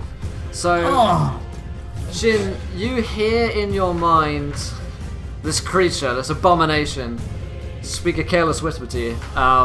And it says, "Why don't you kill Ryuk?" And you find yourself moving your sword to go and kill him. So, you are now controlled by Cthulhu. Can I just state that Cthulhu probably finds this a lot easier than he was expecting? It's Kill Ryuk! Oh no! Cthulhu! Cthulhu's making me! Oh no! It was like, I'm not even controlling you yet. Guys, I literally just said the words. I just said it. My power isn't okay. I'm better than I thought I was. Yeah, you each end of turn, wisdom save, or you will carry on being gribbled. So it's also going to tentacle out at Gavin. So Gavin, at disadvantage. Protection from evil. Nice. Okay. So it's going to be a 20. 20 is my armor class. So it is dead on. All right. So it does manage to land a little hit. Thank you to Blue Dalek for the host or something like that. So you take 14 damage as you're stuck with the stickers and just kind of like beginning to like wrap themselves around you, like tighten around your throat basically, whilst you're fighting the creatures. Brian, we have a command for you being evil. It's known as exclamation point Brian, so I think so. That is Cthulhu's turn. On top of round 2, it is Shin's turn. Shin, why don't you kill Ryuk there? You're muted. Is it at the beginning of my turn or the end of my turn? At the end of your turn, you save, yeah. Oh, God fucking damn. In which case, how does a 19 and a 25? They both land. Yeah. Both land. For a below average 16 damage slashing. Okay. 15 slooshing damage. That works out nicely. Cool. Yeah, you kind of just buffet him into the spirit of betrayal behind him, and he looks like he's pretty bad off. Nice. You can save at the end of your turn. I don't have the ability as a monk yet to just go, I am no longer charmed, which sucks. So I am going to try and. Can a monster boost boost party members. It can, yeah, it can. The 2 die for glory. You can have them assist, absolutely. Usually they're just used in evil ways, but you know, monsters are very misunderstood creatures. 10. Oh dear. 12 didn't save. I assume the 10 doesn't. Nope. 10 does not save. So, Shin's turn. Ryuk, you've just been stabbed several times by Shin. Yeah. Well, I guess I was punched by Shin because he uses a fist. True, yes. No. No, he uses Just Wakashaki. sliced into with a Oh, that's right. That's right. That's fair. I like spit blood and say, I can't say I did not see this coming. and then as a bonus action, I am going to cast Hex on Cthulhu. Alright. So I do extra damage to him, and he has disadvantage on all, let's say, I don't know, dexterity checks. And then I'm going to, I guess I guess he's close by. So yeah, I'm just gonna attack Cthulhu with my swords, Okay. ignoring Shin. He's a small threat. Yes, But does he true. still count as an ally? I guess. Sure. Yeah. Gavin's an ally. I mean, I'm right That's there. true. You are right up in there. But All yeah, right. He was still shit. Good right. stuff. Do it. Two Doing misses. is normal. 2 excellent misses right there. Yep. Good job. Good job. So, That's all he got. That's all he's got. He's great at missing and getting people into bad shit. Gavin, it's your turn. Gavin will, because we were warned by Azuma that this could happen, will reach out, touch Shin, and cast protection for good on evil, protection from evil on him, which means if he is already charmed, frightened, or possessed by such a creature, the target has advantage on any new saving throw against the relevant effect. Oh, I thought it broke it. Well, it didn't break it, but at least you got a better chance next time. That is my action. As my bonus action, I am going to chug this potion of bull's strength that I got from Condor. What does that do? I will have to find that for you. I believe it increases your strength for something like 22, though. It makes you Cthulhu's bitch. Oh, Literally says right here in the PHP. Makes you Cthulhu's bitch. That's weird. Who'd have thought? Let me check up over my notes.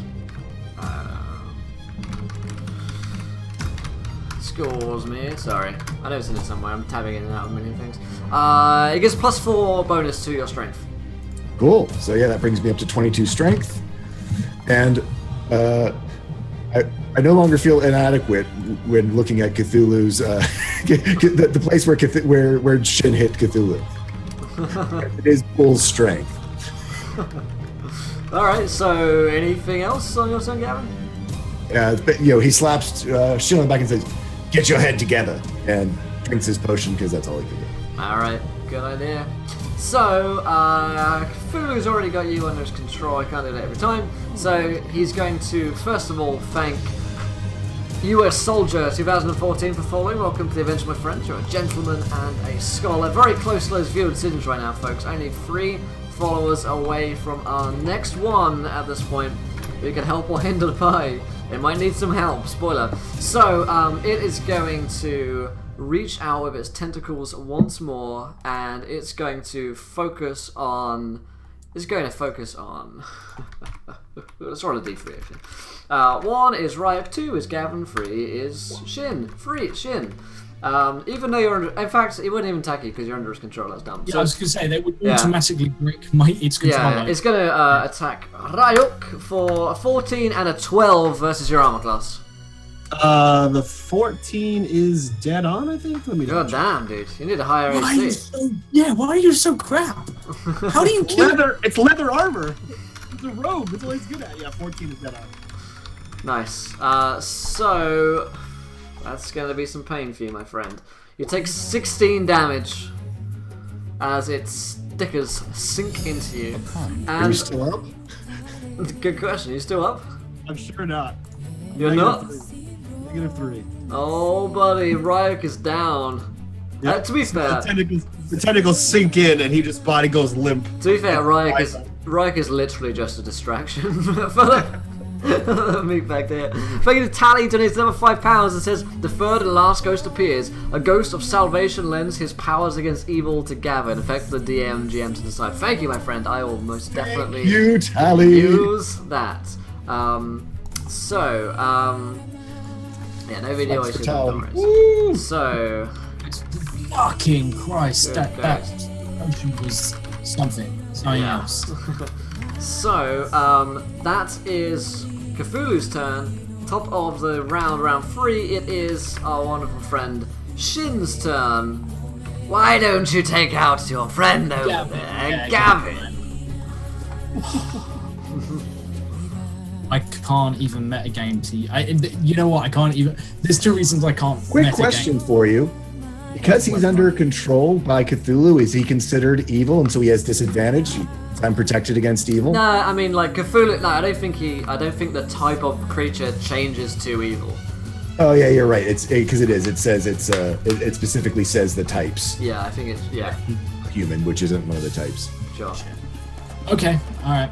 I would love to say I would hit you with something that won't do as much damage, but pretty much I'm a monk, so it's all the same. Yes. Regardless of how. Yeah. Pretty much. So that'll be a 16 and a 10. I miss. Hey, levels. I deflect both of your blows with Agatha. Nice. Trusty skillet. Nice. Cool. That is Shin's turn, and it advantage on a wisdom saving throw. You do have advantage. 16? 16's dead on. Yes. Hey. And you are now immune from being controlled again. Yep. You're all good. So, that is good stuff. Shin, you kind of wake out from his daze, and you realise that you've taken down Ryuk, or at least been helpful in taking down Ryuk. Remember, you guys have got those nat 20s as well. We definitely need them. Oh, that's right. Shit, I had a nat 20 the whole goddamn. And finally, the good guy Pie donates £3 and says, heals for all, the holy Pie blesses all with a 1d10 healing.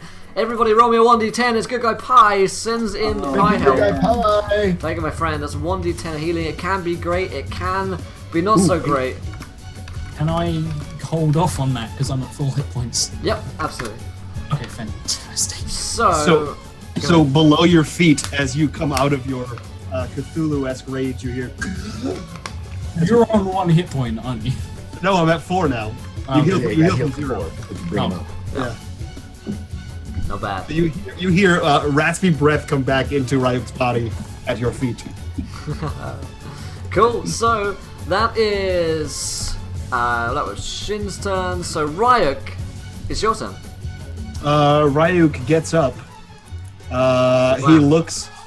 He looks to Shin, kind of side eyes him to see that if he's normal or not. Shrugs and then immediately drinks one of his potions of invisibility. Nice. Yep. So you turn invisible. Yep, I am completely invisible. And then that's my turn. All right. So, Gavin, you see, your friend is up. Finally, Ryuk is alive to help the fight. He turns invisible and disappears from sight as this happens. I believe it's Gavin's turn. Do I sense the presence of this ghost of salvation? You do indeed. Yes, you see a ghost appearing on your on your shoulder. Actually, looks like Signe, and she's there with her stiletto daggers, fighting alongside you. So she's going to make an attack roll on your turn as well. Oh, okay. That'll work too. Okay. So I look to Signe, and because I owe one of our viewers me to use this, and so I am going to burn a nat 20. Yeah. And I look at Signe and go, let's teach this fiend some common sense, and pull out my hand cannon, which was given to me long ago, which I have named Common Sense, just like bad news. It is common sense. And it's a nat 20, so I guess I should just go ahead and roll damage for this. Yeah, let's do it.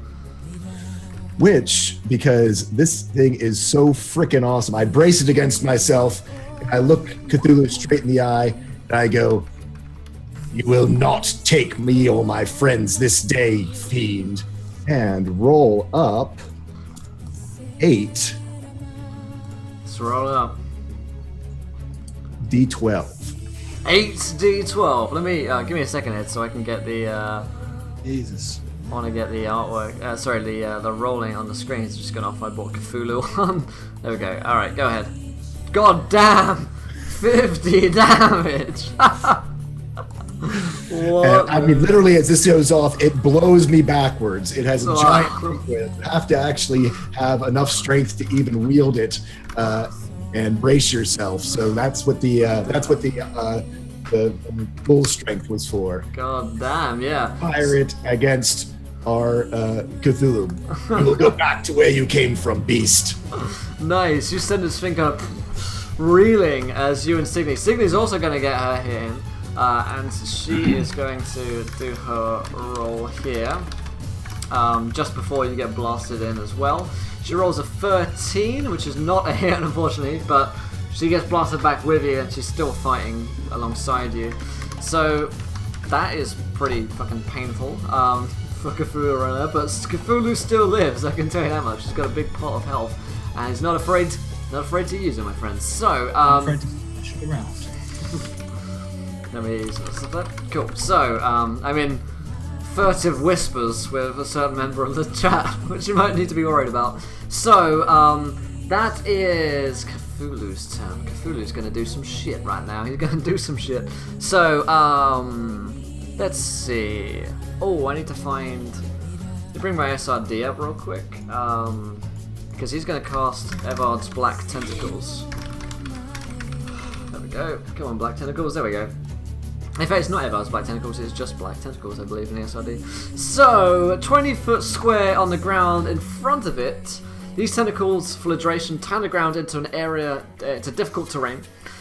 When a creature enters the affected area for the first time on a turn or starts its turn there, the creature must succeed on a dexterity saving throw or take 3d6 bludgeoning damage and be restrained by the tentacles until the spell ends.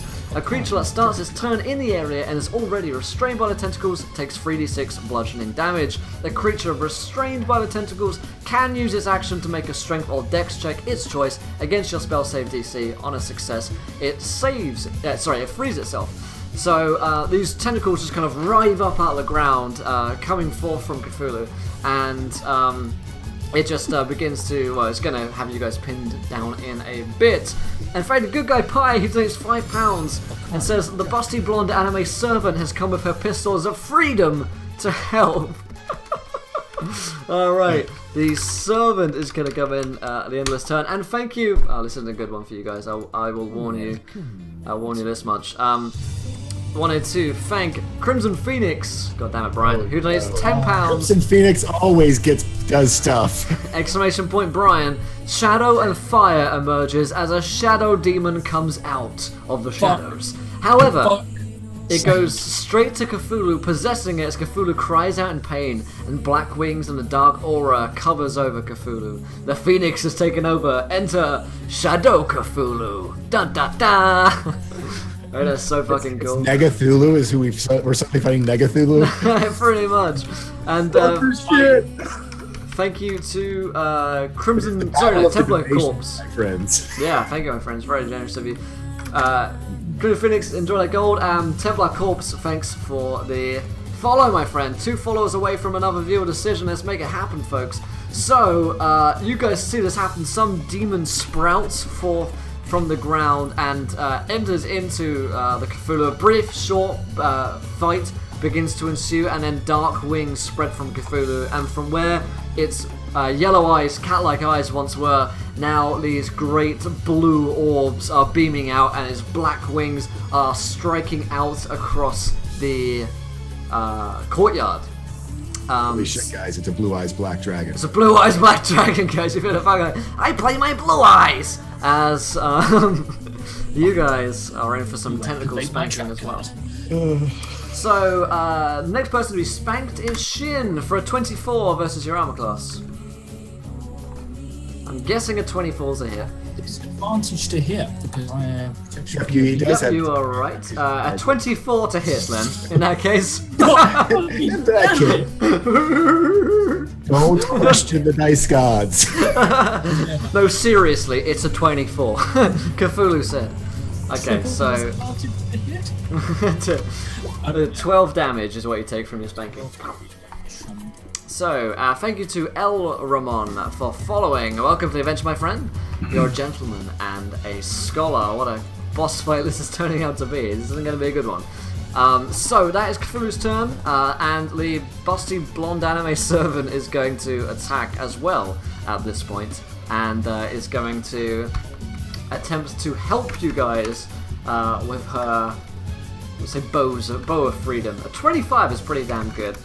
Nice. So, just 8 damage to Cthulhu, chipping away at this point. Some divine ally must be helping you at this point. I'm not sure exactly what this creature is, but some kind of angel you think might be on your side. It is the top of round 4, and it is Shin's turn. I never went. Oh, Gavin, is your turn. Yeah. So Gavin. Well, wait. Has it been a whole round since I shot him? It has, hasn't it? Yep.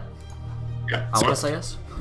So Gavin pulls back out the long sword and looks at Signe on one shoulder, busty blonde with a bow Yeah. on his shoulder, and just yells to battle.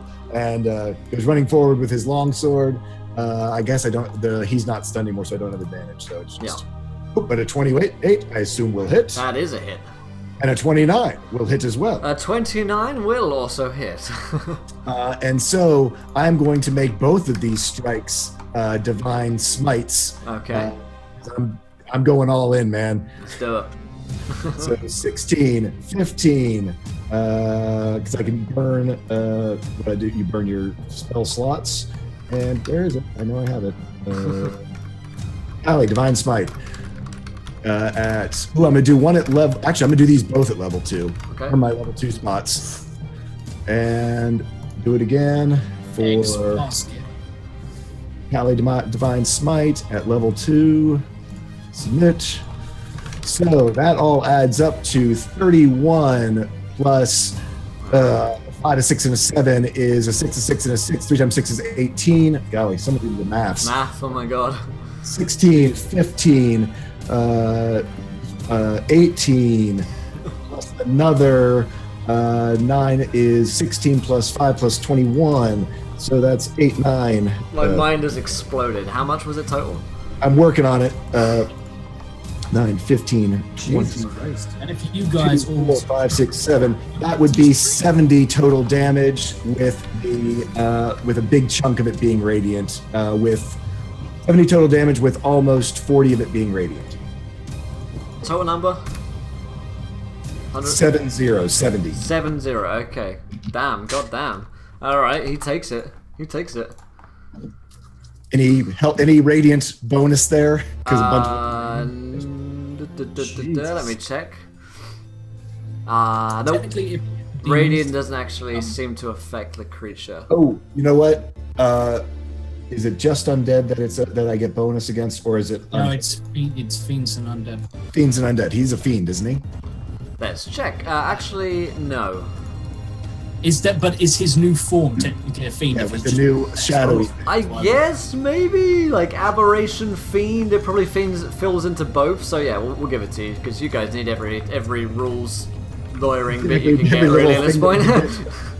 Gavin he just hauls off with his sword, and as he's going in, since he's doing divine smites, both the golden edge and the black edge flare to life with black raven feathers out one side and golden rays of light out the other, as he just hauls into Cthulhu right in the same spot where the cannonball had hit him before, and just does 2 just huge slices one way and then back the other way. Back to the hills you came from. And Signe is going to do her thing as well. She misses, unfortunately, but she kind of strikes up there anyway alongside you for the freeze frame. Do it for the freeze frame.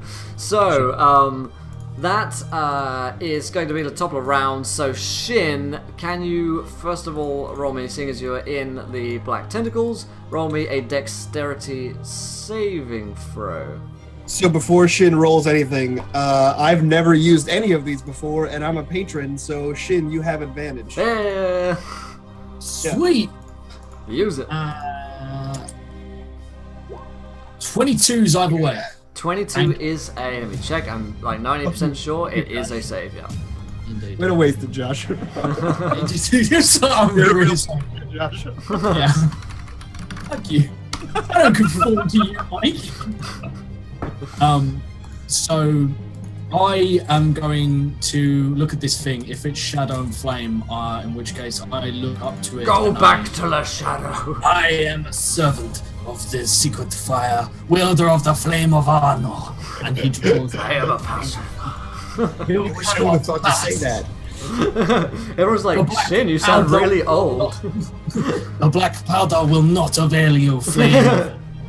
And I'll go back to the shadow, as I'm going to burn a nat 20 and use the Dong cannon blaster mega fire thing to... See it. Okay, I'm not. Is it? Oh, it's not rolling. Yeah, there we go. Auto crit. Boom dong. Your it's not. I've lowered it because it's for a nat 20. Oh, nat 20. I've Yeah. Sorry. So that looks like 35. So 36. 36. face. I can't do math. You're right. 36 damage, and then I'm gonna spend a key point, and I'm literally going to drop it and charge Cthulhu with some unarmed strikes. Let's do it. Seems legit, man. Indeed. Oh, god damn. Hey, busted.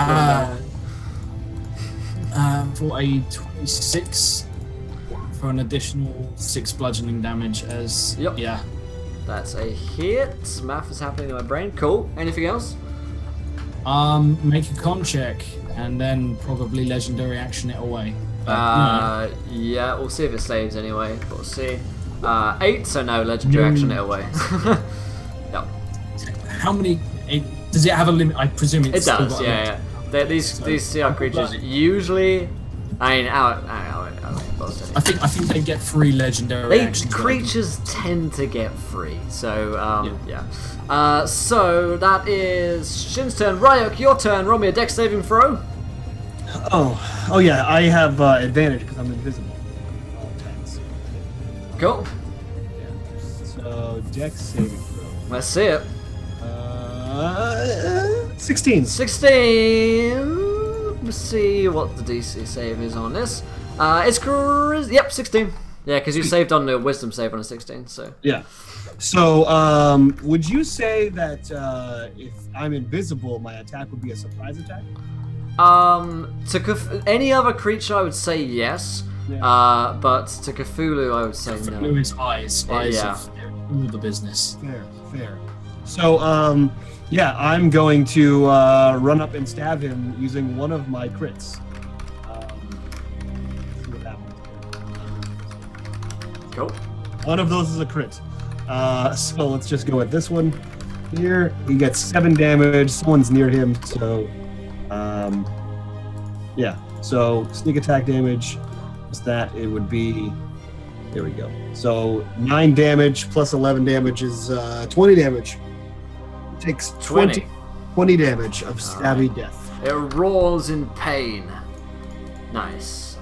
So Gavin, it's your turn. Signe's the ghost is also going to make an attack for a 23, which is a hit, and she hits down some nice damage on 11. All right. Nice. So it is Gavin. What are you up to? Swinging the sword, man. Swinging the sword. Gavin, he can't believe this thing hasn't gone down yet. Oh, yeah, I mean, you've Fight done well. You've Fight done well, some but you damage. will not be victorious. With a nat 20. Oh yeah, that's a hit. And I can do a level 1 divine smite on that, so I'm going to do that as well once I roll up this damage. And then I will do a divine smite on him at level 1. So, 17 plus 8 plus 14 equals 39 for that first swing. Nice. And he comes back with his backhand, comes back at him to swing again. And 25, I assume, will hit. 25 is a hit indeed. For 10 slashing, and let's burn it down, guys. He Mind Smites that again with another 15, so for another 25 damage. Cool. You will not prevail against us. I love how Gavin always starts so strong and then peters out. It's just like, I only have smite the almighty dick. So, as you do this, can everybody roll me a dexterity saving throw? As you crush the creature, you just kind of see it begin to split and form away in its tentacles, and it begins to reform its tentacles into something else. Before it's a big hulking kind of like geography type thing. Hey, and Sofang, the full mum, swag my friend. Currently find Cthulhu. Salute you, sir. subscriber flex. Get those drinks in for Sofang. So, thank you, my friend. Thank you. I also need to. This reminded me to do the things that we were talking about me needing to do. So, which doesn't mean anything to anyone else. Well said. I'm talking about the dick pics, obviously. So, yeah, it reforms into. Before it was this huge hulking abomination. Now it is kind of like on all fours, like prowling towards you, almost like a cat, or like a big kind of a big cat, I suppose. You see this going towards you. So, anybody? So, Shin. Okay. As it happens, as this kind of reforming occurs, the creature sends out these. The tentacles like fly out, and they're going to slap you guys in the face because the tentacles are flying off this thing. So, you're going to take 37 damage, Shin, and everyone else takes half of that. Oh, sorry, not Shin. I'm talking about Tall Squirrel. Yeah. Sorry, I thought you. It's going to sound like nat 20s. So in fact, on the nat 20, Most of us are dead then. on the nat 20, Shin dodges completely, but Mike Ryuk takes half. So what was it? 31. So half of 37 is, I don't know, maths, 18. 18, I So it's season finale, right? think. Sure. Like you're season 16. finale, like quote unquote season finale, because there probably will be more. So if he takes 16 damage rather, Ryuk is dead. Cool. Dead Wait. just now. No, Ryuk is dead. Was he Negative already your- down? Negative your Constitution value. So It's He had 4 health. no, These are yeah. your hit points, isn't it? Yeah, What's that? not- No. It's you have to take enough damage to basically take you past your. So if So your what max happens if- health is like 44, Yeah. if you go to minus 44, you are dead. That's how it works in 5. So my also my understanding is when you go down, you go to 0 no matter how much damage you've taken. Is that correct, or is that just? That is Yeah. correct. If it's enough damage that it would cumulatively take you past that in one hit, then you're dead. Okay. But yeah, if you now take damage, like if you were to take significant damage now, you are dead. Yeah. All right. So there's that. Shin manages to dodge completely, however, as this thing enters. You guessed it. Its second form. So Cthulhu's feeling pretty good again. He's getting jiggy with it. So that's his turn. The blonde servant is going to do it. We don't have viewer decision, guys. We've got one follower until we have viewer decision. Dear God, someone follow. Someone follow. If you guys haven't followed yet, these guys I'm are not fucked. sure. I can tell you this right now. Tell your friend. Tell your mum. I don't want anyone to follow. Like last time you summoned Cthulhu. Yeah, How does it go from- last time you gave us this. So actually the servant just misses on an 18. So fires out her bow, blonde hair and busts in the wind, but no cigar. So it is the top of round 5, and it is Shin's turn. Okay. Hey, it looks like we did it actually. Thank you to Grimalkin for following. Welcome to the adventure, my friend. You're a gentleman and a scholar, and that means viewer decision number 2, number 3. I don't even remember. Yeah, 3 actually up to date. God damn, the triumvirate of decisions.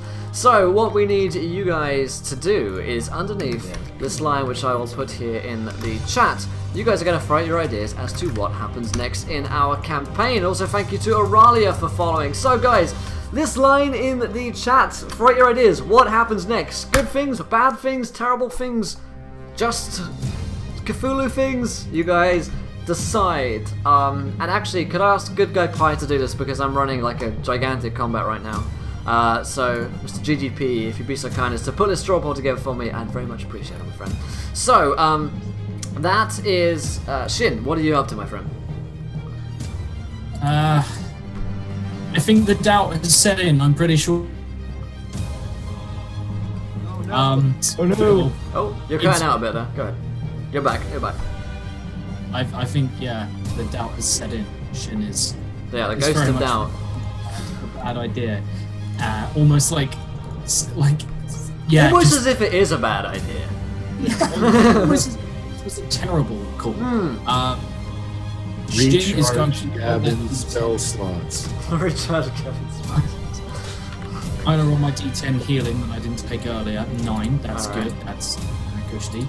And then I will stabby stab with the hitty hit and the punchy punch and maybe the kick in there as well for a 19. A 19. Yep, you're good. That's it. Good.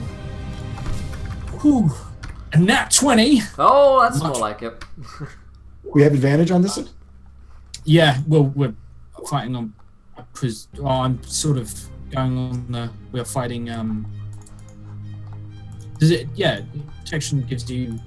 No, it does. It just gives him disadvantage. Yeah, so unfortunately you don't have advantage as such. Yeah, it doesn't give you We don't advantage have against him. advantage for fighting en masse. No flanking. The or only reason I anything had I mean, advantage it's- before was because he was stunned from your stunning thing. Yeah. I'm 99% sure. Yeah, it's protection, not attack. It's just that he has disadvantage on against you. I'd give you flanking, but I don't really play with it. Also, if it was any other fight, but I feel like making this easy is not fair for Cthulhu. You know, I gotta do Lovecraft justice. You know. in which case, I'm. Old man Henderson arrives. Oh my god. So both misses, unfortunately. All right. In which case, I will try and flurry of blows and a 23 and a 17. 23's a hit. Yeah, I do 7 bludgeoning damage, and then 7 damage. All right. Sorry, Josh, didn't mean to steal your thunder there. I love the despair. Well, no, just the way you called it, because I'm not tracking every single effect. So Yeah. It's just make sure that he rolls disadvantage on melee against you. Yeah. Right, yeah, that's the main thing. You're Yeah. screwed still, but So- if he's slapping you with tentacles, you can. So Ryuk, your turn, buddy. How's it going down there? I'll tell you right now. Let's find out. Oh, Well, that's 1. So not great. not so hot. That is taking me. Yeah, looks like Cthulhu is looking forward to eating your brains later on Yeah. tonight. Right. It's So, rough. It's rough. Right. Let the greatest battle continue to get better. Let's make it happen. I think this is one of my favorite battles that we're having right now. Actually, I'm enjoying this one. Gavin. Gavin reaches out, touches Ryuk, and says, "Damn it, get up!" and casts Spare the Dying on him, Okay. which brings him back to 1 hit point. And as his bonus action, is going to chug one of these Condor potions of healing, which I assume are 4d4 plus 4s. Yep. 44.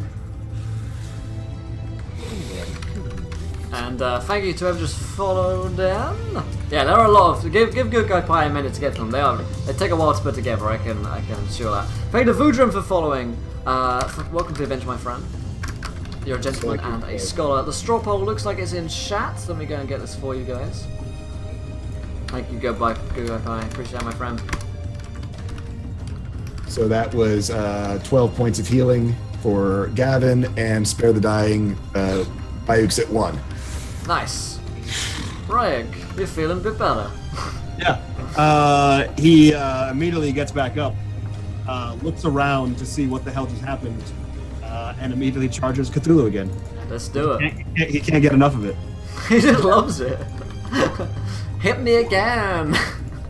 So I assume the 24 hits. A 24 is a reasonable assumption, and it's also correct. Yes.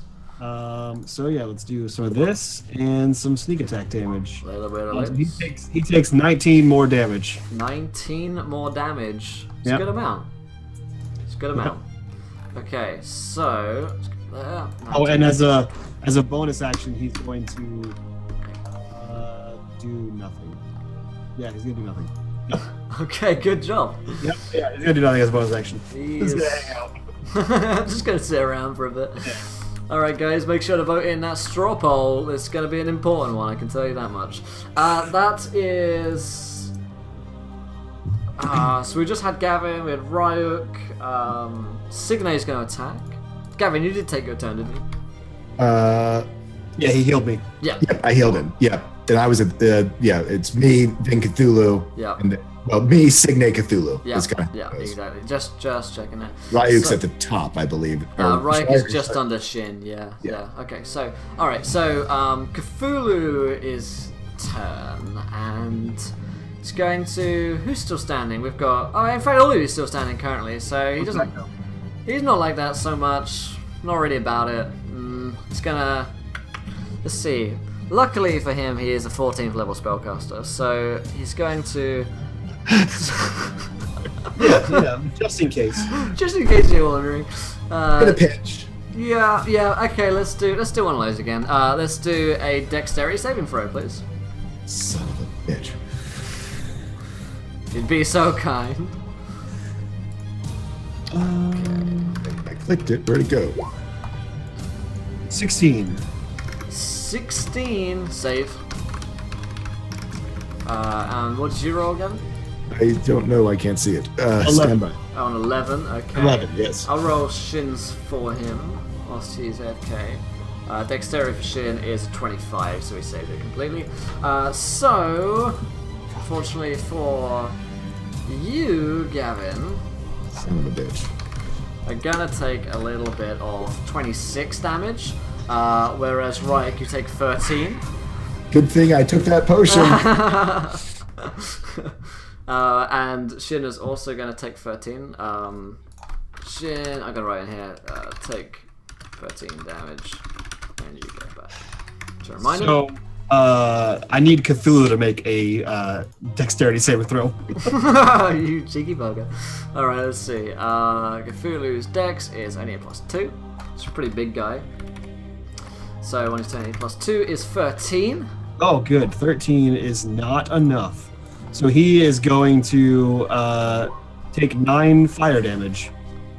9 fire damage. Excellent. Okay. Fire damage, yeah. That tickles Cthulhu. Yeah. That tickles a bit. All right. And then Ryuk immediately goes under it. Right. Good job. So Ryuk is down again, correct? Yeah. He summons something, and then Ryuk lights him on fire, and then passes out. Gavin just sort of whispers away, "We sure this guy's an assassin?" We sure about this? Usually, the people you kill don't attack you back. It's just one and done. You're like one hit wonder. Yeah, it's one and done. So, it's going to be the anime blonde lady for 25 versus Cthulhu again. It's going to deal 11 damage to him. So another divine bolt goes into him. Excellent stuff. That's going to be down to that. So, top of round 6, Shin, it is Shin's go, but Josh is AFK, so we'll get to that in a minute. Ryuk, your turn. He's down. Let's see. That's a success. Success, good job. Great.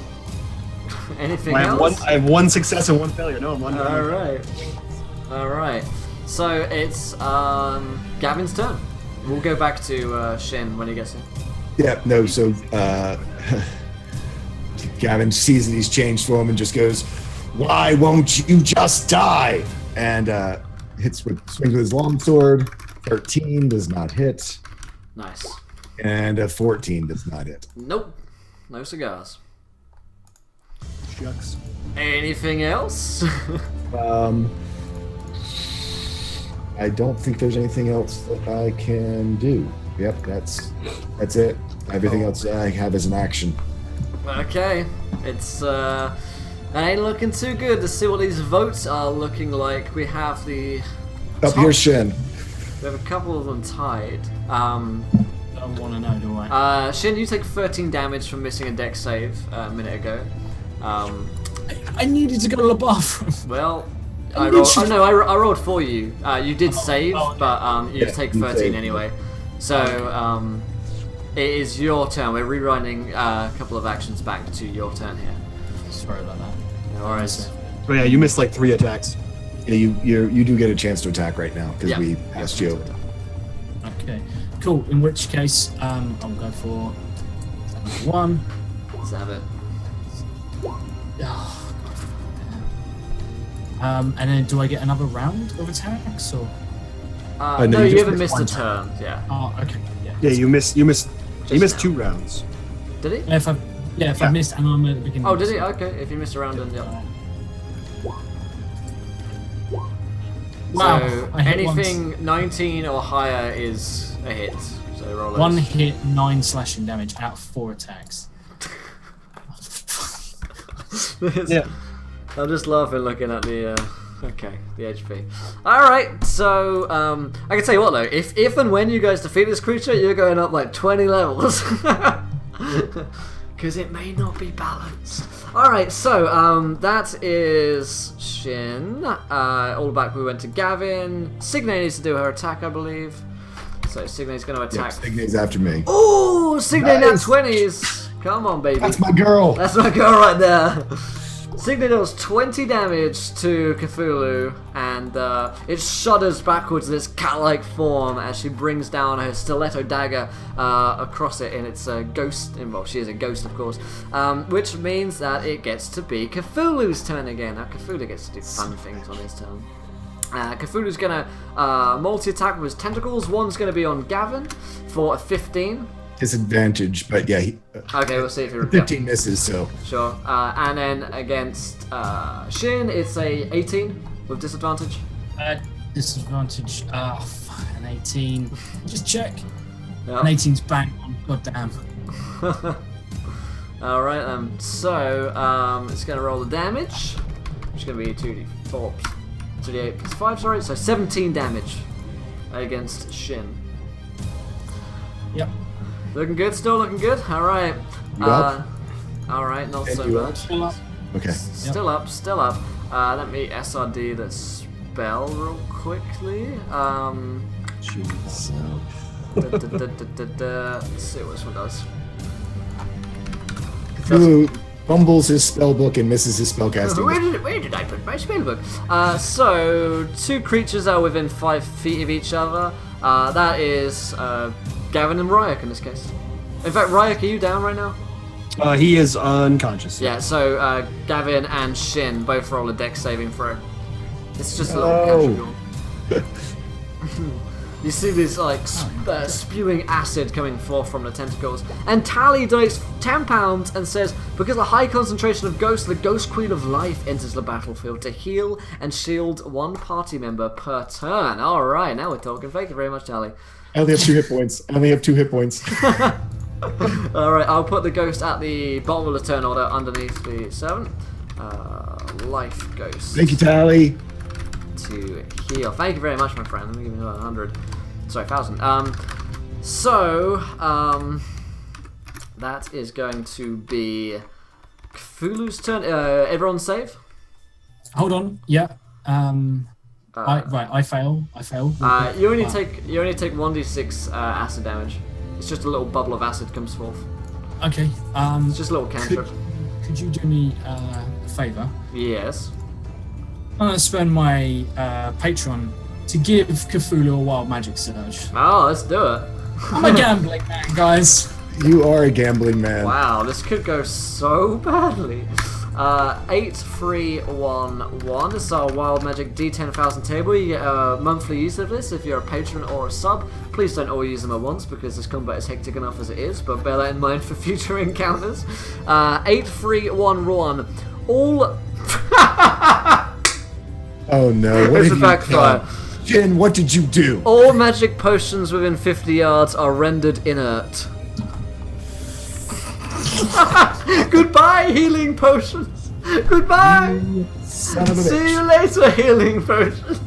Hey Josh, didn't your internet just cut out? Oh man. Well, that is a backfire if ever I saw one. What did you do? What did you do?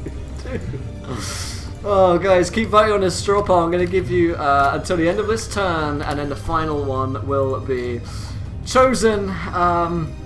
So that was Cthulhu's turn. It's the Servant's turn. So Servant is going to do a attack for 24, which is a hit, and she deals 17 damage. Nice, good arrow to go by. So, one, there we go, and then the Life Ghost on turn her above.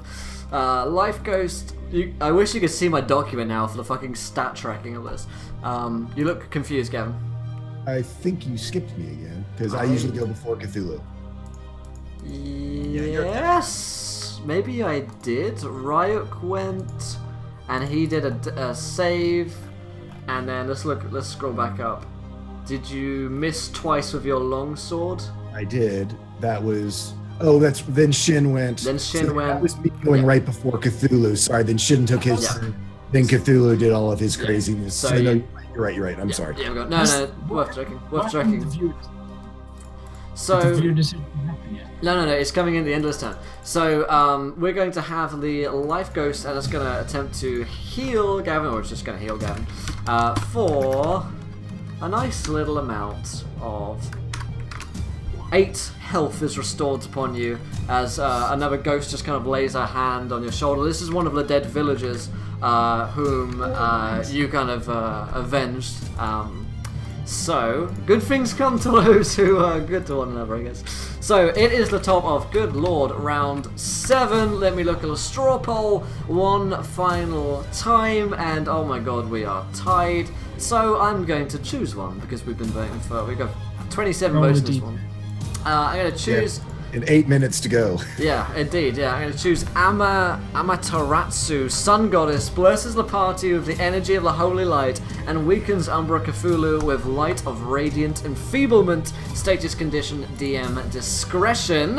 Thank you very much, my friends. Good one. Really nice. So, you see the light beaming out from above, even though it's late. Hallelujah! And Cthulhu is rendered inert as you see him just begin to weaken. So that is that, and it's the top of round 7, and it is Shin. Your turn. Okay, all right. Shin is going to, first of all, he's going to hit it with unarmed strike. This is going to be his flurry of blows. A 26. Make me a con save. Alright, 26 is a hit. Con saves plus 5, so Cthulhu rolls 18. Oh, fucking It's actually his first one that he saved. Yeah, I know. I'm really annoyed about that because he's finally weakened. Yeah. So the other unarmed strike, and then it's a hit, and then 2 sword attacks for a nat 20 Nat 20 is a hit. and a 20. Nice. Such rubbish damage. 10 damage, alright. Um, Cthulhu's looking rather vulnerable right now. 19, and then Yeah. so it's 19 plus 8, which is an amount 27 damage in total. Alright. Okay, so it turns to Ryuk's turn. Roll me a death saving throw, Ryuk. Oh, we're down to 2. There 2 we fails. go. So Nailing that this. I was like, didn't I spare you from the dying? No, that was last time. Yep. That's It doesn't matter. You even if you recover, you keep all your death saving throws until a long rest. so.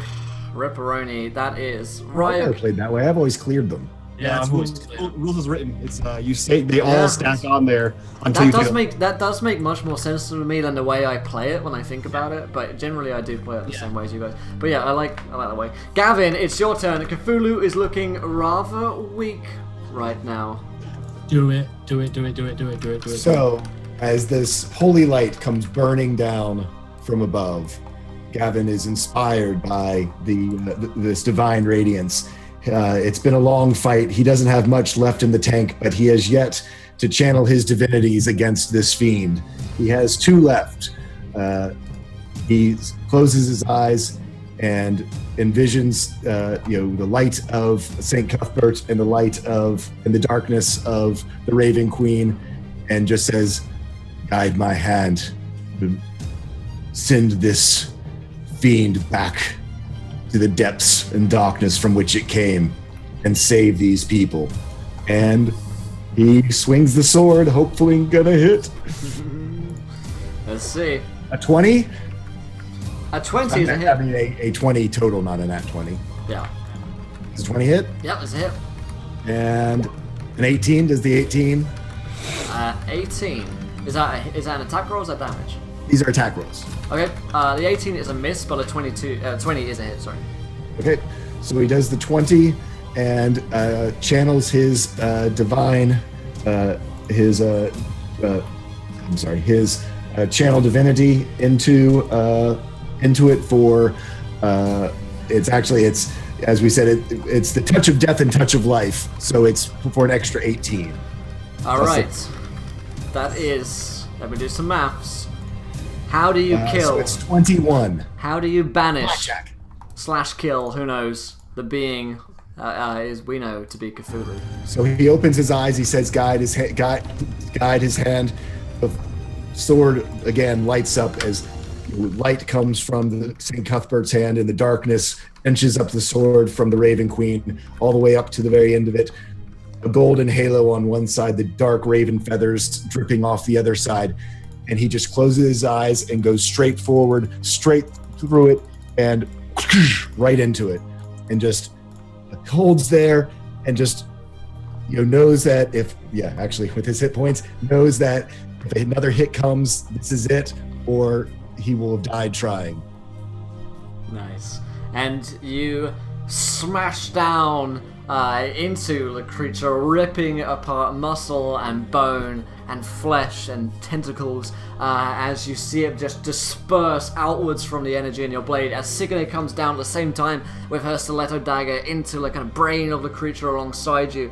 And you see both her and all the ghostly images being shattered from this place as the creature, Cthulhu, is banished from this place, and the tentacles just spread out from this point, flying out in a flurry up into the sky and out into the land. All around, tentacles are flying around, and you're standing in the wake, covered in gore and blood and tentacles, and your friends around you are down or dying, wounded near death, and you turn to look at them, and what do you say? You can't leave me now, friends, and spare the dying on both of them. Nice. And you kind of... I'm up. I'm still up. You're up? Yeah. You just look dead. That albino, I can never tell. Albino. I have red eyes. Yeah, I look dead. So, you cast your healing hand down upon Riot, who breathes back into to life, and you turn back to Azuma. And previously, where she was this old crone, and where she was this old lady, you look back at her, and these demonic wings have spread from her back, and she's like, "Excellent job." And that is where we're going to wrap up this episode of the Samurai Sigil. Man, what? Oh man.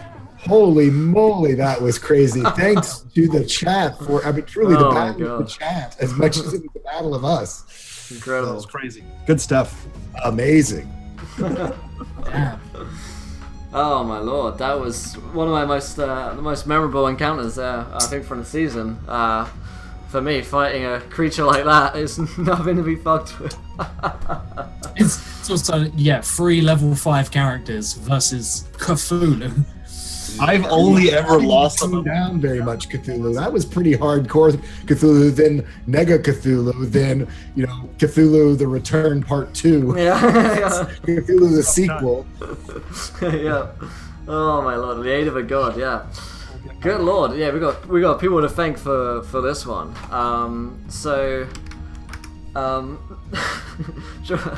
Oh my lord, that was a good fight, Renee. Good job in finally banishing that creature from Ryuk.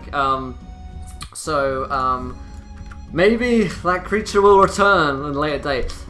We are going to continue playing some Samurai Sigil in the future weeks. We do have a war to fight. I did plan for this one to be like the finale, but we have a war to still fight, so we're going to end up doing that next week. And then maybe move on to some another show. Who knows? We'll see where our adventures lead us. But if you guys enjoyed today's episode, let us know. And if you did enjoy and you are new to the channel, hit that follow button and join us, and you can catch all the rest of our crazy shows here. We do the Samurai Sigil every single week, and we've got a whole host of shows that you can find underneath schedule. 5 shows a week, 2 shows every day, D&D, other RPGs, tabletop games. Also, remind you guys to check out Dragon's Blade, a new debut fantasy novel all about dragons, not Cthulhu, that you should check out on Amazon there, seeing it is the Cyber Mondays today, so still, for a little bit. How would you do that? Alright, we will have a wedding. We have a wedding today, of course. Also, check out all the social media. Go subscribe to the YouTube channel if you want to catch more of our videos. This is episode 8 of the Samurai Sigil, so there's 7 more great episodes to go back and watch to fill your waking hours whilst you're waiting for us to be online again. Of course, I'll be back on tomorrow, Tuesday, for Dawnbreaker, followed by Tinker's Tale, 1 PM Eastern to 7 PM or 6 PM UK time to midnight. But let's go around and let's get some thoughts from our players on that epic battle and where we can find you guys online. So let's start with Mike, the EO of Encounter Roleplay. Yeah, I've only ever, since the beginning of the edition, I've only ever lost 1 first level character at the end of a one-shot. And Ryuk spent the majority of this time battling death more than battling Cthulhu. Yeah. So that's pretty scary. To make it 8 whole sessions, level 5 character, and almost die like 4 times. Yeah. Got it. Definitely fun. I'm definitely looking forward to see how the epic wartime council goes. I want to see this sweet marriage between Gavin and whatever dead god he is marrying now. Oh yeah. That's my girlfriend. Yeah. Your dead girlfriend. She's not a dead god. Yeah. She's a vampire. Oh yeah. So she's dead. I'm not one to judge. Yeah. But yeah, I'm looking forward to it. It's been a good time. So yeah, I am Mike. I am the Encounter Eeyore here at Encounter Roleplay. You guys can see me here every Monday for the foreseeable future. And if you can't get enough of me here, I stream after these guys do on Tuesdays, Thursdays, and a couple of the days of the week at 7 PM Eastern Time over at Unmade Gaming. Cool. Excellent stuff. All right then. Same question for you, Torscore. Dude, I mean, what more could you ask for? I mean, potions, heals, crazy magic, wild magic ruining my potions. Well done. I mean, truly, I don't think I've ever taken Gavin to the bottom of the tank. Not a single spell slot, not a single channel of divinity. You burned my nat 20 that I had gotten. I was burning potions like they were going out of style until, of course, they went out of style right in my hand. And wow, that was great. It was fun to be able to do some descriptions of my divine smites and stuff using the Raven Queen and Saint Cuthbert. So that's always fun. You know me, I love that. I love to throw in the what the divine looks like. So that was awesome. I seriously got chills with the final blow. So that was great. Absolutely. And thank you, chat, truly, for such amazing ideas and being so invested and interested in our characters to come up with such great things for us to play with. and of course Will for writing this whole craziness up. But yeah, thanks guys. It was greatly appreciated. Awesome. And I wanted to thank Flip, who's doing some awesome fan artwork for this episode of the Samurai Sigil. Looks awesome. Looks so fucking cool right now. Is that Cthulhu getting? Yeah, if you check that Imgrilling, that's fucking so cool, dude. Wait, where is it? There's a link from Flip in the chat. I'll drop it. Look at that. That's pretty good. There you go. Awesome. Thank you, my friend. And finally, same question for Josh. Yeah, well, it's been emotional. We've had I caught up on everything. You know, this is why you don't leave a party unattended. It's true. You know, there's been demons, there's been Cthulhu, there's been murder and death and horrible decisions, and this is all like this is the thing. This is as big and as epic as this has been. This has been the quiet before the storm. So if you want to see a storm, if this is the build-up. Next Monday should definitely be one not to miss. Absolutely. I very much feared for everyone there. It was a lot of fun. I don't know what we would have done without Gavin, to be completely honest. True. Or chat, for that matter. Also, the matter of I was like, yeah, no, come on, we'll go in, and I'm hitting Rogue straight away. God damn, for 2 rounds. So that was it was horrible. But I mean, we've come out sort of the other side. Now we're on the precipice of war. So looking forward to that, and all the consequences, as gruesome as they will be. I have kind of condemned my character to possible death and possible. It's possibly gonna happen. It's possibly gonna happen. So yeah, I will be back next Monday. I won't be around for a one shot tomorrow, which is going on. But Will can tell you all about the one shot that is happening tomorrow. Go, Will. Oh, talk about that when I know what's happening. Cool. But I know that it is happening, so there's that. But yeah, thank you guys so much for a wonderful episode. I think it's been my most... I mean, every week I say this, my favourite episode of Samurai Sigil, but I think we'll just keep getting better and better. Also, exciting news, which you guys might not have heard about. In fact, I know you haven't heard about it, because I heard about it last night at like 4 a.m, is that Mitch is returning to Encounter Roleplay in the new year. And Mitch is actually going to be DMing a new season of Numenera, and believe it or not, it might be after the Samurai Sigil in the new year. So, looking forward to that. If you guys don't know who Mitch is, then you're probably young to the channel, but Mitch is one of our oldest friends. He's Encounter Mitch, so he made the website, he ran seasons of Numenera. He's everyone's best friend, is Mitch, and he's been doing lawyery stuff, but now we've got him back for like 4 months in the new year. Does this mean that it will be a return of Maximilian? Well, he did say that he wanted to do some new characters, but our characters from the season are going to be like gods in this world. Oh God! So, you might recall that we became gods. We became gods at the end. Yeah. So, if you guys haven't checked out the Numenera seasons, go check it out. Mitch is an absolutely great DM. Those series are stellar, and you can judge by our reactions how much we're looking forward to that. Yes. And long-time watchers as well, you will be happy to see his return. But other than that though, guys, it's been a wonderful time hanging out with you guys, and I'll see you guys again tomorrow for Dawnbreaker Steampunk D&D, followed by a one-shot D&D campaign. So, other than that, guys, hope you enjoyed. We certainly did, and try not to roll too many nat ones, because we want to be here laughing when you do. Good night, guys. Bye! Now to find the button that turns it off. Let's just look. You know where the button to turn it on is. I certainly do. Oh god, I should stop streaming before. Stop streaming.